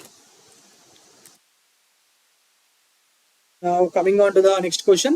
Which historian has said Din I Ilahi is a religion? Akbar స్థాపించిన ఈ దిన్ ఐ ఇలాహి అనేది ఒక రిలీజియన్ అని చెప్పి చెప్పింది ఎవరు అని చెప్పి అడుగుతున్నాడు. అబుల్ ఫజలా, అబ్దుల్ ఖాదిర్ బదౌనియా, నిజాముద్దీన్ ఔలియా ఇక్కడ మిస్ అయింది. ఓకే, నిజాముద్దీన్. సో కానీ వీళ్ళు ముగ్గురు కాదు, అట్లా అని చెప్పి ఎవ్వరు అనలేదు అని కాదు, ఇలా అన్నవాళ్ళు కూడా ఒక ఉన్నాడు. సో బేసికలీ జనరల్ గా అందరూ హిస్టోరియన్స్ ఒప్పుకోరు. Basically they says that this is an ideology based on the Sufism or Sufi pantheism. Okay, మరి ఎవరు ఒప్పుకున్నారు అంటే ఇది ఒక ఇండిపెండెంట్ రిలీజియన్ అని చెప్పి జహంగీర్ టైంలో ఉన్న Mohsin Fani has mentioned that Din Ilahi as an independent religion in his book. Okay, in his book. ఆ బుక్ పేరు ఏం పేరు? దబిస్తాన్ ఐ మజాహిబ్. ఇది కొంచెము టఫ్ క్వశ్చన్ అండి, ఎందుకంటే వీళ్ళిద్దరుగా ముగ్గురు కాదు కదా, ఇక అబుల్ ఫజల్ ఒప్పుకోకపోతే ఇంకెవరు ఒప్పుకుంటారు అని చెప్పి నన్ ఆఫ్ దిస్ అని పెట్టేస్తాము. Answer none of this. ఒకవేళ మొయిసిన్ ఫాసీ అని ఇస్తే ఏం చేస్తుంది? అవునా కదా, అందుకే ఇక్కడ చెప్పాను నేను, అది మొయిసిన్ ఫాసీ, లేకపోతే నన్ ఆఫ్ దిస్ అని చెప్పి వదిలేసేటోడిని. Okay, right. Now coming on to the next question, which historical monument in Delhi is a synthesis of Persian and Indian style of architecture? Options అంటే పర్షియన్ అండ్ ఇండియన్ స్టైల్ రెండు mix చేసి ఈ కింద ఉన్న దాంట్లో ఏ మాన్యుమెంట్ ని కట్టారు అని చెప్పి అడుగుతున్నాడు. ఆప్షన్ చూడండి, Qutub Minar, Lodhi's tomb, Humayun's tomb, Red Fort. ఏది మరి ఇందులో అన్నిటికన్నా ఫేమస్? ఈ మూడు ఫేమస్ అనుకోండి, Qutub Minar, Humayun tomb, Red Fort. కానీ ఇట్లా Indo Persian style of architecture లో కట్టింది Humayun's tomb. Humayun's tomb basically this is located in Delhi. Humayun's wife దగ్గరుండి కట్టించింది. మరి దీన్ని డిజైన్ చేసింది ఎవరని చెప్పాను ఆల్రెడీ క్లాస్ లో చెప్పాను, Mirak Mirza Ghiyas. Mirak Mirza Ghiyas. And this is an excellent example of Indo Persian architecture. Okay, right. Next question, Ibadat Khana at Fatehpur Sikri was. ఫతేపూర్ సిక్రీలో ఇబాదత్ ఖానా ఉంది. మరి యూపీఎస్సీ 2014 లో అడిగిన క్వశ్చన్. ఇది ఏపీఎస్సీలో కూడా చాలాసార్లు రిపీట్ అయింది. మరి ఇది దేనికి సంబంధించింది అని చెప్పి అడుగుతున్నాడు. Ibadat Khana option A, is it the mosque for the use of royal family? కాదు. అక్బర్స్ ప్రైవేట్ ప్రేయర్ ఛాంబరా? కాదు. The hall in which Akbar held discussion with scholars of various religion. Yes, he was a secular king. అన్ని మతాలని గౌరవించడం మాత్రమే కాకుండా అన్ని మతాల్లో ఉన్న గొప్ప విషయాల గురించి తెలుసుకోవడానికి ప్రయత్నించాడు. తెలుసుకున్న తరువాత వాటిని దిన్ ఐ ఇలాహీలో ఇన్కార్పొరేట్ చేశాడు. ఇలా అన్ని మతాల్లోనూ మంచి ఉంది, వాటన్నిటిని ఒక దగ్గరికి తీసుకొచ్చి ఈ హిందూ, ముస్లిం, సిక్కు ఇలాంటి గొడవలు లేకుండా అందరినీ సమానంగా చూడాలి, జనాలలో కూడా అది వెళ్ళాలి, అందరం ఒక్కటే అని చెప్పి వెళ్ళాలి అని చెప్పి ఇలా ఇబాదత్ ఖానా లాంటివి ఆయన పెట్టించడం జరిగింది. మరి ఎప్పుడు కన్స్ట్రక్షన్ చేశాడు ఇబాదత్ ఖానాని? Fatehpur Sikri is the capital city of Akbar కదా. Yes, he had ordered for the construction of Ibadat Khana in 1575. ఎందుకు? For holding philosophical and theological discussions with Muslim ulemas ని పిలిచిండు, సయ్యద్స్ ని పిలిచిండు, షేక్స్ ని పిలిచిండు. అలాగే హిందూయిజం నుంచి జైనిజం నుంచి కూడా అందరినీ పిలవడం జరిగింది. Okay, right. మరి all these religious discussions which held in Ibadat Khana led to the declaration of Mahzar nama అనే డిక్లరేషన్ ని 1579 లో ఆయన ఇచ్చాడు. మరి అది చేయడానికి కారణం ఈ ఇబాదత్ ఖానాలో జరిగిన all kind of declarations. What did this Mazhar Nama do? This put an end to the predominance of the orthodoxy. అన్ని రిలీజియన్స్ లో ఉన్న ఆర్థడాక్సీ ఉంటుంది కదా, వాటిని ఒక ఎండ్ కి తీసుకొచ్చింది. Okay, right. Now coming on to the next question, the theory of Sulh-i-kul was promulgated by. The theory of Sulh-i-kul అంటే ఏంటి అసలు? బేసిక్ గా యూనివర్సల్ హార్మనీ అని అర్థము. అందరూ మంచిగా ఉండాలా, ఎవ్వరు గొడవలు పెట్టుకోవద్దు, అన్ని మతాల మధ్యలో ప్రశాంతతమైన జీవితం ఉండాలా అనేది దీని యొక్క మీనింగ్. యూనివర్సల్ హార్మనీ అంటే అది అర్థం. Okay, Akbar has formulated the policy of Sulh-i-kul in the place of Islamic concepts ulemas చెప్పిన కాన్సెప్ట్స్ ప్లేసుల్లో ఈ సుల్-ఐ-కుల్ అనే దాన్ని ఆయన తీసుకురావడం జరిగింది. ఓకే, మరి దాని తర్వాతనే ఈమె has promulgated a new sect called Din i Ilahi for reconciliation between on religious schools in 1582. Okay, right. మరి ఈ సుల్-ఐ-కుల్ పాలసీ అక్బర్ గురించి ఏం చెప్తుంది? This reflects his generosity, political generosity and religious tolerance. Politically రాజైనా కూడా అందరినీ ఈక్వల్ గా చూడడము, మరియు రిలీజియన్స్ ఏ రిలీజియన్ ని కూడా తక్కువ ఎక్కువగా చూడకుండా అన్నిట్లోనూ మంచి ఉంది అని చెప్పి అందులో ఉన్న మంచి గుణాలని ఒక దగ్గరికి తీసుకోవడము దీని నుంచి మనకు తెలుస్తాయి. ఓకే, సో ఎవరు తీసుకొచ్చారు? Akbar. Okay, right. Now coming on to the next question, which one of the following buildings is known as Shan i Fatehpur? Shan i Fatehpur. Option చూడండి. బులంద్ దర్వాజా, తుర్కీ సుల్తానా కా మహల్, జామా మస్జిద్, షహజాది అంబర్ కా మహల్. ఏంది ఆన్సర్? ఆన్సర్ ఏంటి? ఎవరికి తెలియదు కదా. ఎస్, ఇది చాలా రేర్గా అడిగే క్వశ్చన్. ముఖ్యంగా కర్ణాటక పిఎస్సిలో, మహారాష్ట్ర పిఎస్సిలో అడిగారు. సో ఆన్సర్ ఇస్ జామా మస్జిద్. జామా మస్జిద్. మీకు అందరికీ తెలిసిందే, Mughal emperor Akbar has established Fatehpur Sikri అని. ఫతేపూర్ సిక్రీని ఆయన్ని ఎస్టాబ్లిష్ చేసిండు కదా. ఎక్కడ ఉంటుంది? ప్రస్తుతపు ఉత్తరప్రదేశ్ రాష్ట్రంలో ఉంది. Basically this is the capital of Akbar in between 1571 to 1585. మొత్తం పీరియడ్ ఇదే కాదు. అక్బర్ మొత్తం టైంలో ఇదే క్యాపిటల్ సిటీ కాదు, కొన్ని సంవత్సరాలు మాత్రమే ఉంది. మరి ఇందులో బులంద్ దర్వాజా చాలా మాన్యుమెంట్స్ కట్టించిండు. ఏవేంటి అవి? బులంద్ దర్వాజా, జామా మస్జిద్, పంచ్మహల్, షేక్ సలీం చిస్తీ చనిపోయిన తర్వాత ఆయన టాంబ్ కొట్టించిండు అని చెప్పినా కదా. Yes, Sheikh Salim Chishti tomb or tomb అన్ని ఇంట్లోనే ఉన్నాయి. మరి ఇందులో జామా మస్జిద్ ని షాన్ ఐ ఫతేపూర్ ఆర్ షాన్ ఐ సిక్రీ అని చెప్పి పిలుస్తారు. షాన్ ఐ ఫతేపూర్ అన్న షాన్ ఐ సిక్రీ అన్న ఒక్కటేనండి, రెండు ఒక్కటే. Okay, right. Next,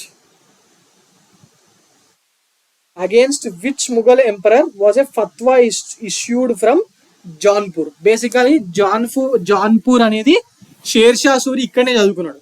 educational, religious educational సంబంధించి జాన్పూర్ ఆ టైంలో చాలా ఫేమస్. మరి ఆ జాన్పూర్ నుంచి ఒక ఫత్వా రిలీజ్ అయింది ఒక మొఘల్ ఎంపరర్కి అగేన్స్ట్ గా. అది ఎవరికి అగేన్స్ట్ గా అని చెప్పి అడుగుతున్నాడు. ఓకే, ఇప్పుడు అలీగఢ్ స్కూల్, దియోబండ్ స్కూల్ అని చెప్పి ఉన్నాయి కదా ప్రస్తుతం ఇస్లాంలో. అట్లా ఆ టైంలో జాన్పూర్ అనేది అలా రిలీజియస్ ఎడ్యుకేషన్ సెంటర్ అన్నట్టు. మరి అక్కడి నుంచి అక్బర్కి అపోజిట్ గా వీళ్ళు ఒక ఫత్వా రిలీజ్ చేయడం జరిగింది. ఏమని చెప్పారంటే, all the Muslims in India are under Akbar rule has to rebel against him. ఎందుకంటే ఆయన సెక్యులర్ గా ఉన్నాడు, అన్ని మతాలని సమానంగా చూస్తున్నాడు. మనము అంటే ఇక్కడ జాన్పూర్ ఉలేమా ఇష్యూ చేసిన దాని గురించి చెప్తున్నాను. ఈ ముస్లిమ్స్ హిందూస్ ఈక్వల్ అంటున్నాడు. అట్లెట్లా అంటాడు? ఈయన ఇస్లాంని మాత్రమే పరిరక్షించాలి కదా, ఈ సెక్యులరిజం ఏంది, అన్ని మతాలు ఒకటేంది, మనమే తోపులం కదా అని చెప్పి అక్బర్కి అపోజిట్ గా ఇలాంటిది తీసుకురావడం జరిగింది. They asked all Muslims to rebel against the Mughal emperor Akbar. But అక్బర్ని ఏం చేయలేకపోయారు. ఎందుకు? ఇది 1580లో వచ్చింది. అక్బర్ 1605 వరకు రూల్ చేసిండు, బతుకున్నన్ని రోజులు రూల్ చేసిండు. Right, okay. ఇప్పుడైనా మనిషి ముఖ్యమండి, మతం కాదు. Coming on to the next question. Consider the following statement.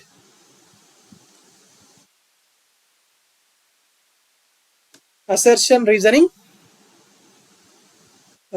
Constructed Buland Darwaza at Fatehpur Sikri. కరెక్టా తప్ప? అక్బరే కదా కట్టించింది. Yes. Reason, Akbar build this monument to commemorate the birth of his son Jahangir అంట. ఇది కరెక్టా? ఇది కరెక్ట్. ఇది తప్పు. ఎందుకు? బులంద్ దర్వాజా ఎందుకు కట్టించిండు? ఆఫ్టర్ అనెక్సింగ్ గుజరాత్ ని ఓడిపేసిన తర్వాత ఫతేపూర్ సిక్రీ అనే ఒక సిటీని ఎస్టాబ్లిష్ చేయడం జరిగింది.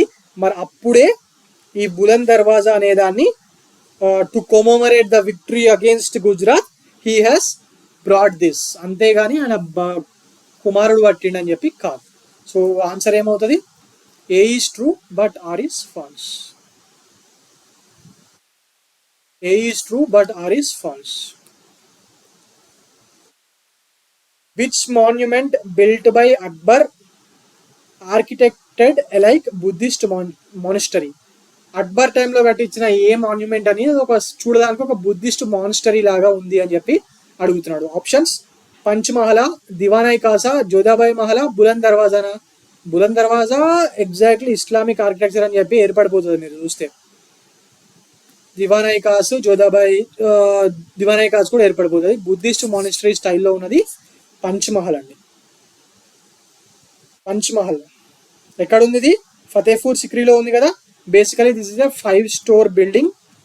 5-story building. It is built on the pattern. It is built on the pattern of Buddhist monastery.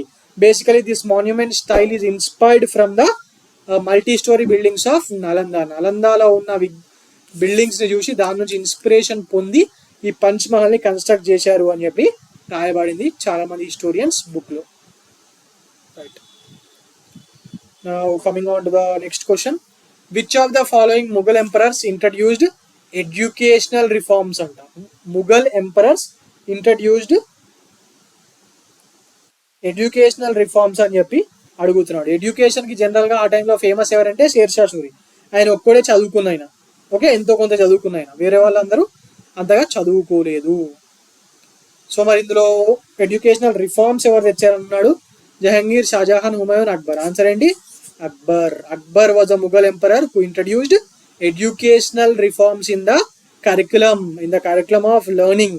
Especially చిన్న పిల్లల కరికులంలో చాలా ఇంపార్టెంట్ రిఫార్మ్స్ ని తీసుకురావడం జరిగింది. ముఖ్యంగా ఆయన అటు ఇస్లామిక్ స్టడీస్ తో పాటు వాళ్ళు చదువుకునే దాంట్లో అర్థమెటిక్ కానివ్వండి, మెన్సురేషన్ కానివ్వండి,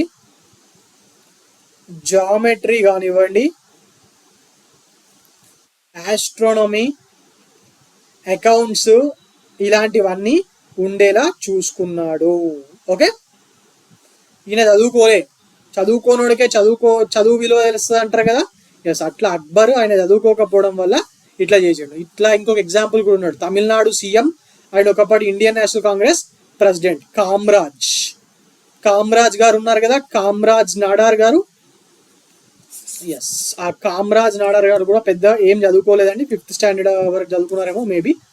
కానీ ఆయన తమిళనాడులో ఎడ్యుకేషన్ సిస్టమ్ అనేది చాలా బాగుపడడానికి, మరి చదువుకున్నాక పిల్లలకు జాబులు కావాలి కదా, అందుకోసం ఇండస్ట్రియల్ సెక్టర్ చాలా ఇంప్రూవ్ కావడానికి మెయిన్ రీజన్ ఆయనే. Tamil Nadu one of the highly educated states ఉండడానికి ఆయన ఇండస్ట్రియల్ సెక్టర్, ఆటోమొబైల్, మెకానికల్ ఇవన్నీ కంపెనీస్ కావాలంటే మన తెలుగు స్టేట్స్ లో ఓన్లీ ఐటీ, ఫార్మానే కదా.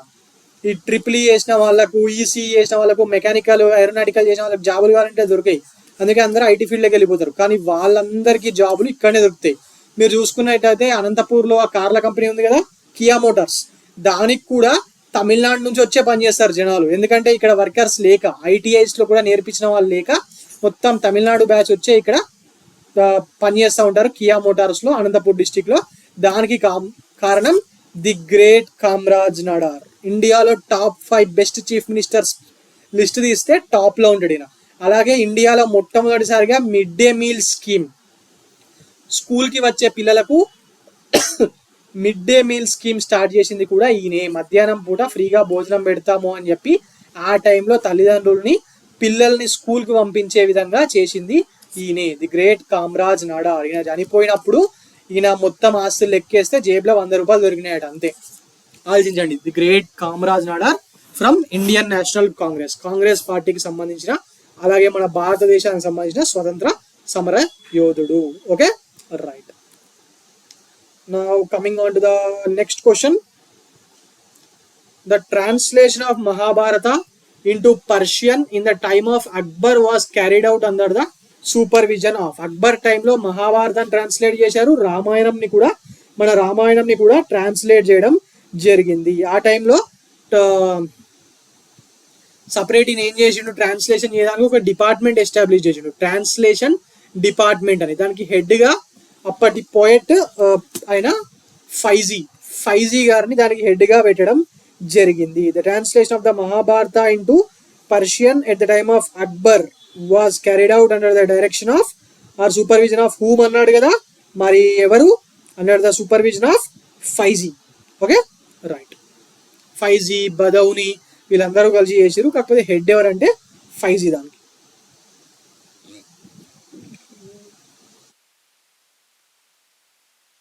మరి ట్రాన్స్లేట్ చేసిన తర్వాత పేరు మహాభారతం ఉంచేయలేదు. దీనికి రజ్నామా అని చెప్పి బుక్ కి పేరు పెట్టడం జరిగింది, which was named as Razmnama. English లో బుక్ ఆఫ్ వార్స్ అని అర్థం, రైట్. Match the following. ఒక దిక్కేమో రాజుల పేర్లు ఇచ్చిండు, ఇంకో దిక్కేమో వాళ్ళ టూమ్స్ ఎక్కడున్నాయో ఇచ్చిండు. బాబర్ది మన దేశం అవతల ఉన్నది, ఇండియన్ సబ్ కాంటినెంట్ అవతల, సారీ మన దేశం అవతల ఉన్నది. సో ఎక్కడుంది? కాబూల్లోనే కదా, కాబూల్, రైట్. అక్బర్ది సికిందరాలో ఉంది. జహంగీర్ది మన దేశం అవతలే ఉన్నది, లాహోర్లో. ముఘల్ సామ్రాజ్యం చెందిన రాజుల్లో బాబర్ది అండ్ జహంగీర్ది ప్రస్తుతం మన దేశం అవతల ఉంది. షాజహాన్ది ఆగ్రాలోని తాజ్మహల్ కాడనే, రైట్. సో మరి ఆన్సర్ ఏమవుతుంది? A3 B4 C1 D2. 3 4 1 2 is the correct answer, guys. ఎక్కడుంది ఆప్షన్? ఆప్షన్ సి కదా. Option C is the correct answer. Okay, right. The Persian translation of the Mahabharata is titled as. ఇందాకే చెప్పేశాను కదా. Okay, so ఇక్కడ explanation ఏం అవసరం లేదు.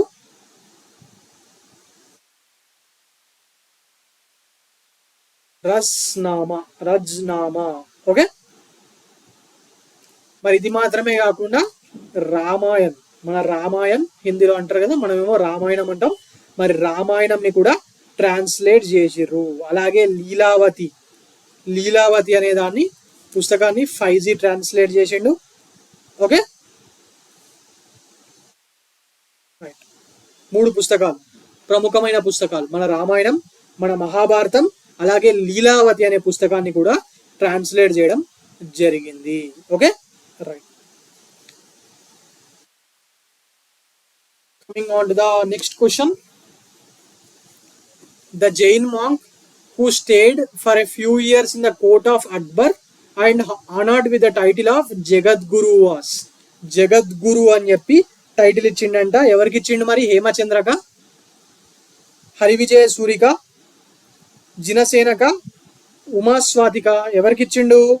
హరివిజయ సూరికి ఇవ్వడం జరిగింది. హరివిజయ Suri, who was a Jain monk, stayed for few years in the court of Akbar, was honored with the title of Jagadguru. Basically ఈయన ఎందుకు వచ్చిండు అంటే అక్బరే స్వయంగా ఇన్వైట్ చేసిండు. హరివిజయ సూరి గారు మా ఆస్థానానికి, లేకపోతే నా కోర్టుకు రండి, వచ్చి జైనిజంలో ఉన్న ముఖ్యమైన ప్రిన్సిపల్స్ ని నాకు, మా కోర్టులో ఉన్న ముఖ్యులకు అర్థమయ్యేలాగా వివరించండి అని చెప్పి ఈయన పిలవడం జరిగింది. మరి వచ్చిన తర్వాత ఎక్స్ప్లెనేషన్ చేసిన తర్వాత Akbar got very much attracted or influenced to the ideology of non-violence which was preached by Jain sage. మరి ఈయన వచ్చి ఇదంతా ఎక్స్ప్లెయిన్ చేసిన తర్వాత నాన్ వైలెన్స్ అనే కాన్సెప్ట్ కి బాగా అట్రాక్ట్ అయిన అక్బర్ మొత్తం నాన్ వెజ్ తినడం బంద్ చేసిండంట. అలాగే తన రాజ్యంలో అనిమల్ స్లాటర్ ని గాని, పక్షుల స్లాటర్ ని గాని ఆపేయడం జరిగింది. He became a vegetarian. మరి ఈయన కోర్టులో ఓన్లీ ఒక్క జైన్ మాంకే ఉండేనా? ఇంకెవరు లేకుండేనా? లేదు, ఇంకొక ఆయన కూడా ఉండే, జినచంద్ర సూరి అని చెప్పి ఉండే. మరి ఆయనకు యుగ్ ప్రధాన్ అనే టైటిల్ ని అక్బర్ ఇవ్వడం జరిగింది. Okay, right. అర్థమవుతుంది కదా ఇక్కడ? అందరినీ ఆనర్ చేసిండు, అన్ని మతాలని రెస్పెక్ట్ చేసిండు అని చెప్పి. Yes. Now coming on to the next question. Who translated the Ramayana into Persian in accordance with the wishes of Akbar? Yes. ఇందాక మాట్లాడుకున్నాం, మహాభారతం ట్రాన్స్లేట్ చేసిండు, రజ్జునామా అని పేరు పెట్టిండు, 5G అదంతా మాట్లాడినాం. అట్లే రామాయణాన్ని, లీలావతిని కూడా చేసిండు అని చెప్పినా కదా. మరి మన రామాయణంని అక్బర్ విషెస్, కోరిక మేరకు ట్రాన్స్లేట్ చేసింది ఎవరంటే ఏం చెప్తారు? అబుల్ ఫజరా, అబుల్ ఖాదిర్ బదౌనియా, 5Gయా, అబ్దుల్ రహీం కానేకానియా? ఆయనే బాబర్ టైంలోనే అక్బర్ టైంలోనే బాబర్ జీవిత ఆటోబయోగ్రఫీ ఉంది కదా, తుజుక్కై బాబురి, దాన్ని ట్రాన్స్లేట్ చేసిండు పర్షియన్లకు.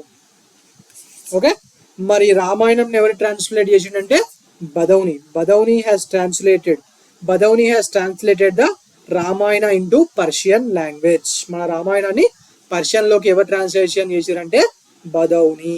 Okay, right. The famous painter of Mughal emperor Akbar was. Akbar రాజుగా ఉన్నప్పుడు ఆయన కోర్టులో ఉన్న ఫేమస్ ముఘల్ పెయింటర్ ఎవరు? ఆప్షన్స్ చూడండి. అబుల్ హసన్, దస్వంత్, కిషన్ దాస్, ఉస్తాద్ మన్సూర్. ఇది మొన్న టీఎస్పిఎస్సి గ్రూప్ 1 లో అడిగిరు. ఫస్ట్ దాంట్లోనో సెకండ్ దాంట్లోనో ఎప్పుడు అడిగిరు, థర్డ్ దాంట్లో కాదు, సెకండ్ దాంట్లోనే అడిగినట్టున్నారు. ఓకే, సో ఆన్సర్ ఏమవుతుంది? Daswanth. Answer is Daswanth guys. వీళ్ళందరి గురించి అబుల్ ఫజల్ ఆయన రాసిన ఐన్ ఐ అక్బరీలో మెన్షన్ చేసిండు.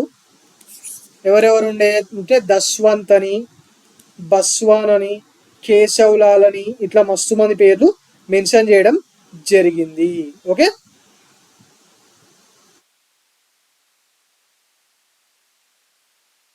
Right. Now coming on to the next question. The medieval Indian writer who refers to the discovery of America is. ఆ టైంలో అమెరికా యొక్క డిస్కవరీ గురించి మాట్లాడింది ఎవరు అని చెప్పి అడుగుతున్నాడు.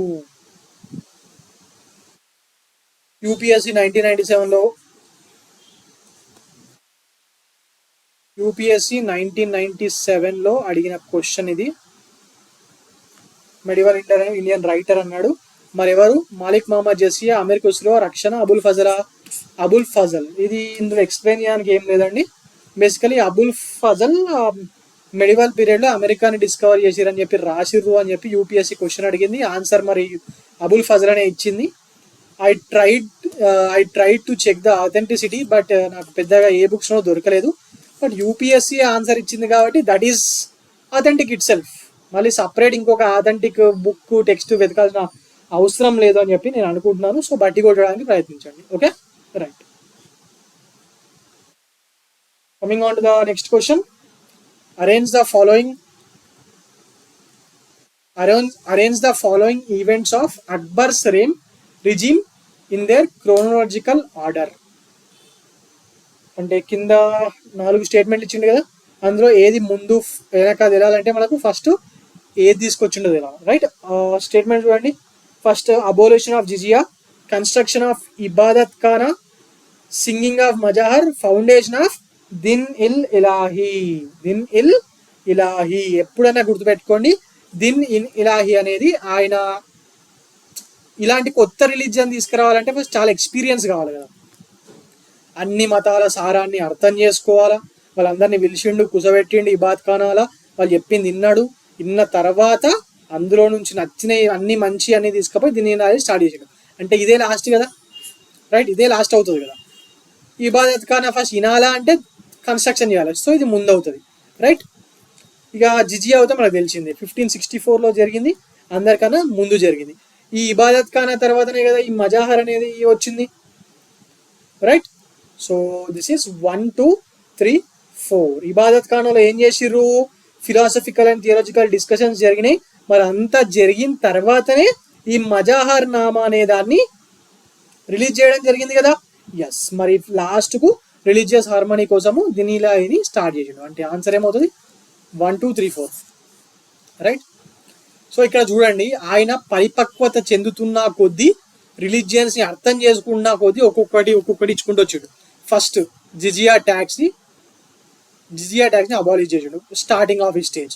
దాని తర్వాత అసలు అన్ని రిలీజియస్ యొక్క సారాల్ని తెలుసుకోవాలి, మనం ఓన్లీ ఇస్లాంని మాత్రమే తెలుసుకొని రూల్ చేసుడు కరెక్ట్ కాదు, నేను ఒక జనాలందరికీ సంబంధించిన రూలర్ని కాబట్టి అన్ని మతాలు వినాలి అని చెప్పి తెలుసుకోవాలని చెప్పి ఇబాదత్ ఖానా కట్టించిండు. అక్కడ ఫిలాసఫికల్ రిలీజియస్ డిస్కషన్ చేయించాడు.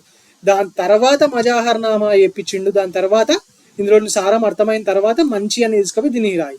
అంటే ఆయన ఏజ్ పెరుగుతున్నా కొద్దీ, ఆయన ఎక్స్పీరియన్స్ పెరుగుతున్నా కొద్దీ ఒక్కొక్కటిగా తీసుకురావడం జరిగింది. ఓకే, సో ఆన్సర్ ఏమవుతుంది గైస్? సరే, సో 1, 2, 3, 4. సో ఇవ్వండి బాబర్, హుమయూన్, షేర్షా సూరి అండ్ అక్బర్ టైంలో జరిగిన ముఖ్యమైన అంశాల మీద మనం ఇప్పటి వరకు డిస్కస్ చేసుకున్నాం, which are very very important. Akbar మీద ఎప్పుడైనా క్వశ్చన్స్ ఎక్కువ వస్తాయి. మరి అందరు ముఘల్ ఎంపరర్స్ లో అక్బరే చాలా ఫేమస్ కాబట్టి ఇక్కడ ఎక్కువ క్వశ్చన్స్ రావడం జరిగింది. నెక్స్ట్ పార్ట్ 2లో మనము జహంగీర్, షాజహాన్, ఔరంగజేబ్. ఇందులో జహంగీర్ది పెద్దగా ఏముండదు. షాజహాన్ టైంలో ఈ మాన్యుమెంట్స్ కట్టినవి ఇవన్నీ వస్తాయి కదా. అలాగే ఔరంగజేబ్ టైంలో ఆయన బైగాటరీ, అలాగే రిలీజియస్ అనెక్సేషన్స్ ఇవన్నీ వస్తాయి. కంపారిటివ్లీ తక్కువ క్వశ్చన్సే ఉంటాయి అక్కడ. ఓకే, ఐ హోప్ మీకు నచ్చిందని అనుకుంటున్నాను. ఇక్కడ మీరు ప్రీవియస్ ఇయర్ క్వశ్చన్స్ ప్రాక్టీస్ చేస్తే మళ్ళీ ఎక్కడికి వెళ్ళి చేయాల్సిన అవసరం లేదండి. చాలా చాలా ఇంపార్టెంట్ క్వశ్చన్స్ తీసి ఊరికే రిపీట్ అయిన క్వశ్చన్స్ తీసి నేను ఇక్కడ చెప్తున్నాను. ఓకే, మల్టిపుల్ టైమ్స్ రిపీట్ అయిన కాన్సెప్ట్స్ నుంచి తీసిన ఎంసీక్యూస్ని మాత్రమే, ప్రీవియస్ ఇయర్ క్వశ్చన్స్ని మాత్రమే నేను ఇక్కడ చెప్పడం జరుగుతుంది. Okay, I hope you like this class. మీకు క్లాస్ నచ్చినట్లయితే do like the video and also subscribe our channel. Thank you.